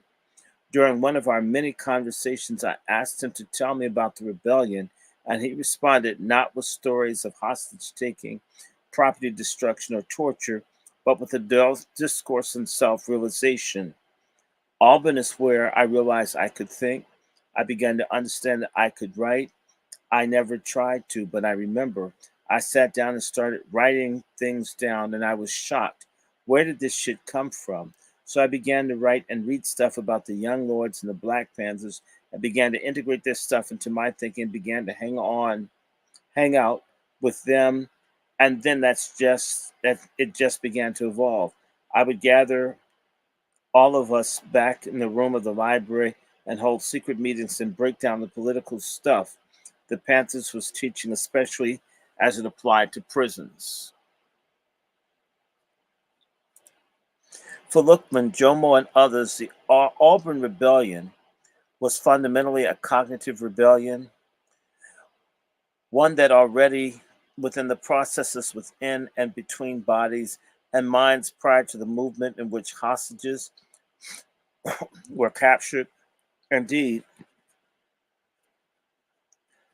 that the captives were first overtly a rebellious act was the seizure of public address system, an instrument that facilitates communication through the amplification of sound and voice, supports the interpretation as does the shape of the rebellion's early stages, a refusal to work, and a series of self-organized gatherings. My question about what happened on the roof during the state of emergency elicited a more taciturn response. After rebellion, when they put us up in the box, they treated us horribly. This simple string of words conceals the depths of the meaning. The depth conveyed not through the words themselves, but how they were uttered. Lookman extended the word horribly into a moan that finally trailed into silence. Seated on the couch across from me, he shook his head slowly and let his eyes drop to the ground. We sat together with heavy silence filling the room for what felt like an eternity. Just when I was about to change the subject, largely out of my own discomfort, he broke the silence. Flashing a broad smile, he changed the subject from torture, the negation of being, to theater, its invention. We had a dude up there that used to put on little plays. He would invent stories with different characters and do all their voices and sound effects. He told me how brothers were always yelling across the bars, how they were banging on whatever they could make noise and doing anything to disturb the tranquility of the surrounding town. However, everyone would get quiet and listen when the thespian performed. It used to sound so real, he explained. Lookman's refusal to re narrate terror and instead transmit, which brought him and others joy, intimates the effective condition that the racial colonial violence of the state could neither penetrate nor extinguish. For those ensnared from within, the war zone was also a site of intimacy, care, poesis of narrative and subjective innovation. While defending their living, breathing bodies, this formerly dehumanized population, anchored in new practices of knowledge and sociality into existence, these practices constituted and reflect the spirit of rebellion about which so many rebels wrote. It is though these fleeting and improvisational labors of black speculative production that demands for departure from normative humanity were made and remade at the interstices of war. As an experiment in archival interpretation, I brought Lookman and his son Todd to read First Letter to My Son, which Lookman authored after he was shipped from Auburn to Green Haven. Among the numerous accounts of state violence and militant refusal to compromise, prisoners call out freedom. Lookman's entry stands out as the compendium's only love letter. While others mentioned love, they wrote about a truncated and incarcerated love, a love that was eclipsed by an intense hatred of their keepers. By contrast, Lookman leans into the love he felt towards his 4-year-old son, whom he had not yet met. And even now, as I suffer the loss of freedom, my heart sings with the secret knowledge that there is a part of me that does not suffer or feel pain, which is free and alive, above all, young and growing. The three of us sat at the community room of Lookman's Harlem apartment discussing the document, on which Lookman had not seen in 5 decades and which Todd could not remember hearing about. Though I initially interpreted my first letter to the son as a fairly transparent expression of paternal longing and affection, after Todd asked his father to read the following passage for the second time, a new meaning began to take place. I know without being told that you and your stubbornness are many, and they are surely mine. That in your silence you see countless thousands of things that is the world about around you, and rather than speak and express your awareness of them in words, you feel them deep inside. And what you feel like is the notes of music, each different, somehow related to each other, so that they seem to create a sound. But the sound they make is strange and different, that the music that you hear is in your mind. So they will say, oh, we have been silent, so quiet. And they will not know that you see and hear and are aware, but do not understand how or why they make strange sounds they make. And later, when you are older and able to express yourself, you will try to tell them that they are making the wrong sounds, that what they make is not music, but they will tell you that they are stubborn and do not understand. This is what you will always have between you and the world, for you hear the sound of a different drummer. And a profound recognition, Todd turned to his father and said, you wrote this in 71 when I was 4 years old, and you knew exactly who I was. Lookman smiled and nodded knowingly. I too had a moment of recognition, recognizing that this discourse on sound, silence, rhythm, language expression, and affect could be read as a meditation on the long Attica revolt.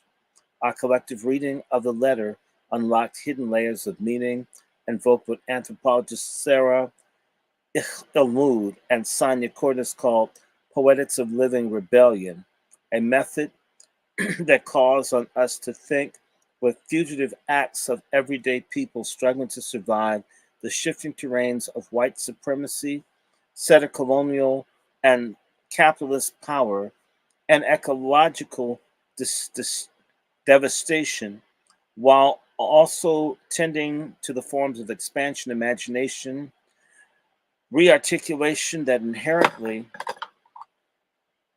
hmm, that inherently exists beyond this time. The poetics of this living rebellion mobilizes its own rationality in a way of seeing the thousands of things that is the world, not through reason or logic, or even by looking a mode of apprehension that is structured through the episteme of the racial colonial power.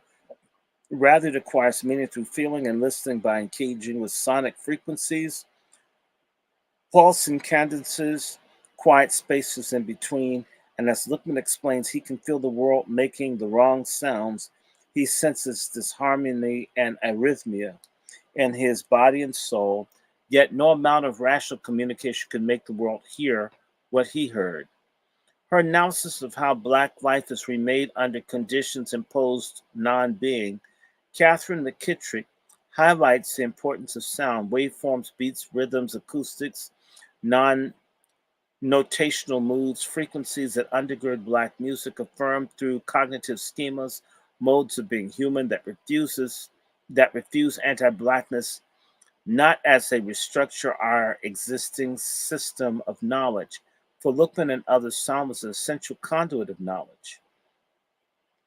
Captives throughout the carceral system had to access the radio and could sometimes absorb the sounds of Black music. The radio became a technology of revolutionary struggle through which listeners engaged the process of reinventing themselves and developing sonic epistemologies that nourished resistance, contemplative practices, theatrical productions, and Black radical imaginings. Before the takeover and the state of emergency, their secret meetings in the library and other furtive spaces involved discussions of revolutionary politics and culture, such as these domains became inseparable. An Attica brother told me he authored a manual for the carceral guerrilla warfare while immersed in the spiritual jazz of Alice Coltrane. After seizing Attica, the rebels announced to the world that what happened here but is the sound before the fury of those who are oppressed. The Long Attica Revolt was a piercing sound, on one that Fanon tells us infuses new rhythms specific to a new generation of men with a new language and a new humanity. First Letter to My Son is at once a love letter, a method of Black radical interpretation, and index pointing to other source material. Lookman confirmed that the last line above the stanza in reference to William Melvin Kelly's 1962 novel Different Drummer, a citation that enriches the document's surplus of meaning. At their best, it explains Joshua Myers, novels are much more than a literary phenomenon. They are like a sound, an episteme, an alternative way of knowing. And Kelly's text, which circulated widely within New York's prisons during the period, the Black population of fictional southern town embarks on a massive exodus after Tucker Caliban, a protagonist, suddenly destroys his crops, kills his livestock, and sets his house ablaze. Caliban is a descendant of the African, a mythical figure who generations earlier had escaped the slave auction block and led a protracted campaign to liberate his people and the tradition of maroon resistance. The African was eventually hunted down and killed, but his son survived, and for a century thereafter, the African's descendants labored as slaves, sharecroppers, servants, and servants for the descendants of the slave catcher that killed him. Caliban incinerated his house, breaking the cycle of subservience. Soon after obtaining a stone his ancestor was said to be praying over before he was killed. The recovered stone represents Caliban's connection to a deliberately suppressed tradition of Black ancestral communion. and yet we never fully understand the inner thoughts and motivations that drove him and others to leave town. This is because Kelly narrates the novel entirely through the eyes of white townspeople who conspired to keep Caliban and others in their place. Much like this chapter, then A Different Drummer and The First Letter to My Son are critiques of Western episteme's incapacity to comprehend Black rebellion. When white liberal humanists' fixations with rights and incorporation into imperialist regimes are dislodged, a remarkable truth becomes evident. The Auburn rebels were never defeated. The incomprehensible violence of the state failed to divest them of all of their will to resist and become across their protracted and multifaceted struggle. They saw themselves as of prisoners, prisoners only in a material sense. In their minds, they are already free. They aligned their actions with the beliefs and charted their own path on the cutting edge of carceral war. When we peel back the many layers of rage and suffering and revenge fantasy, when we listen for the rhythms and heartbeats of struggle and read the text of unwritten and unspoken demands, when we strive for intimacy, for inner logic of revolt, what we find is neither desire for incorporation into their world nor dominance over it. Instead, we find an attractive desire for a new regime of human and a new world where it can thrive. It was not until June 9, 1971, when the last of the Auburn rebels was transferred to Attica. The prison crats finally announced Auburn had been returned to normalcy. However, the rebellion continued to seethe just beneath the surface. As with their solution to Black rebellion on the streets and in the city jails, the administration merely displaced the insurgency to other prisons, and Greenhaven, Lookman, and others became involved to establish an above-ground political formulation, which included a labor union, as I show in Chapter 5, an important intimate organization called Think Tank. Several were shipped to Clinton, otherwise known as the Clinton concentration camp, that's all K's, where, according to Ricardo de Leon of the Toombs Rebellion, they developed the Black Panther Party, Young Lords Party, Weatherman cells, underground prison newspapers, and carried out persistent organization and propaganda work. And of course, several were shipped to Attica.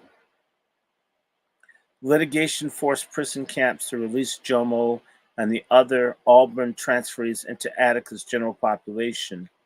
Veterans of jail rebellion, those that had rebelled in large and small ways everywhere, welcomed them into the giant human circle staged in Attica's A Yard. The circle represented an ongoing effort to organize and politicize Attica's population to break down the internal divisions that kept them divided. An informer later told state investigators that he had witnessed numerous meetings and discussions in the yard between inmates who had been involved in the outbreaks at the Tombs and Auburn. Among the topics of discussion, he continued, were mistakes that were made at the Tombs and Auburn with a view towards implementing new techniques when a disturbance occurred at Attica. Authorities would later cite documents such as this to try to prove that Attica was a pre-planned conspiracy, an assertion that sanitizes the repression that made the rebellion inevitable. Then on August 21st, 1971, California prison crats assassinated George Jackson. The chain of events that led to him being shot with a high-powered rifle is shrouded in mystery and disinformation. Painting him as a bloodthirsty and demented, the official story is that after initiating a bloodbath and the deaths of 3 guards and 2 captives, Jackson made a mad dash for the prison's outer wall, which he planned to demolish using a vial of liquid he thought was nitroglycerin, but it was actually diluted sulfuric acid. A lesser-known counter-narrative is that Jackson sacrificed himself out of revolutionary love for those he cared about.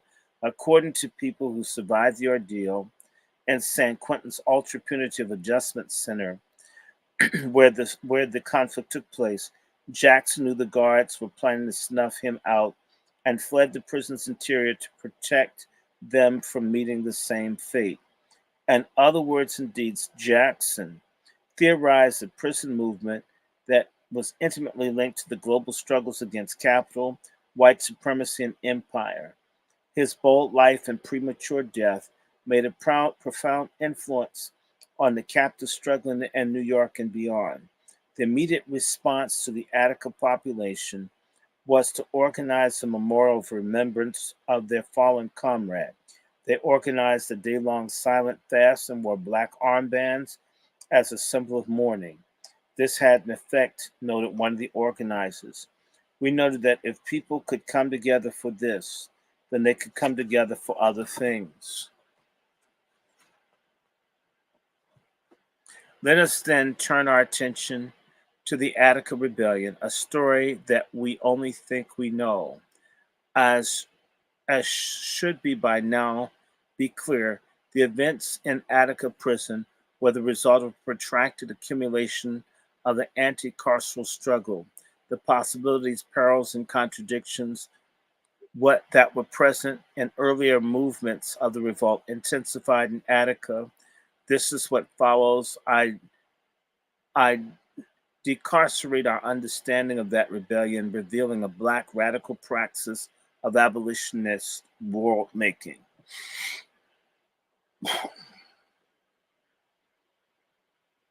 Let me see. Let me stop here.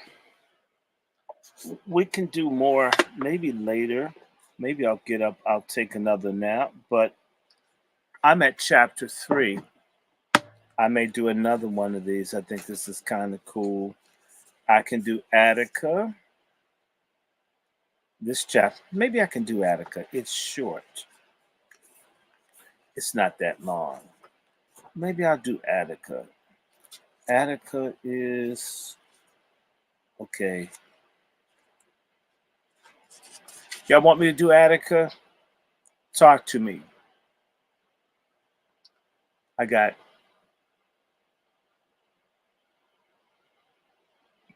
I got 17 people.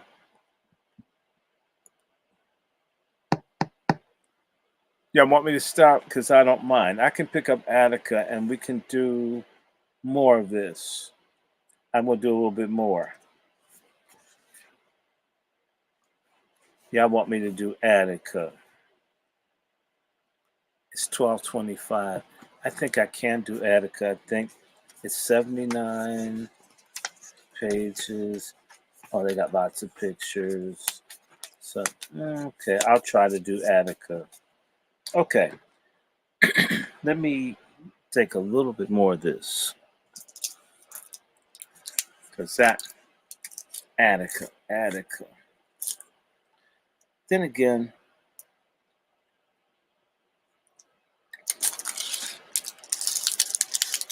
let's see.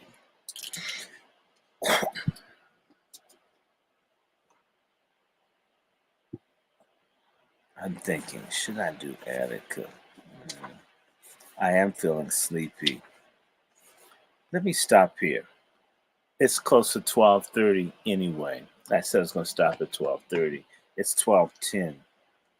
Let me come back. I'm going to stop off at Attica because that's going to be the chapter. I may get up in the middle of the night and finish this. There is some really good stuff. We're almost done. Yeah, I'm going to stop here. Okay, let me show you the cover of this. This is Tip of the Spear by Dr. Burton at American University. And let me stop because I don't know. I took some antihistamines. I think it's making me sleepy. Please like, share, subscribe, contribute, share. Let people know about the Angry Black Men's Book Club. And I am back. At least I did a good 2 hours. Goldwater, A Gold World. I took some Benadryl. It's beginning to make me sleepy. If I wake back up, I'll do some more. But let me stop here. But we're back. I'm so glad I feel better. Um, you guys take care. MFM, everybody. I didn't say that to you. And please share the channel. They are heavily shadow banning. Chef C and I, they're doing everything they can to keep you from hearing us. They're doing everything they can. And we're not doing anything but reading. They don't want you to think. I'm going to stop because, oh my God, I am falling asleep. But MFM, to all of you, please, if you can, get this book or check it out in the library. I definitely want to read 3 more chapters in this. He's got lots of complex terms. The other books are going to be easier, but we don't do stuff because it's easy. We do it because it's hard. So I'm going to wish you guys a good night. You know how to support us, share, like, subscribe. We're just about under 2,000. I think I need about 22 subscribers to be at 2,000. Okay, so share this, send this out, and the books are back. I am back. Again, I want to thank my wonderful sisters like Devin that look out and tell me about things. I'm going to stop here. Good night, everyone. God bless y'all.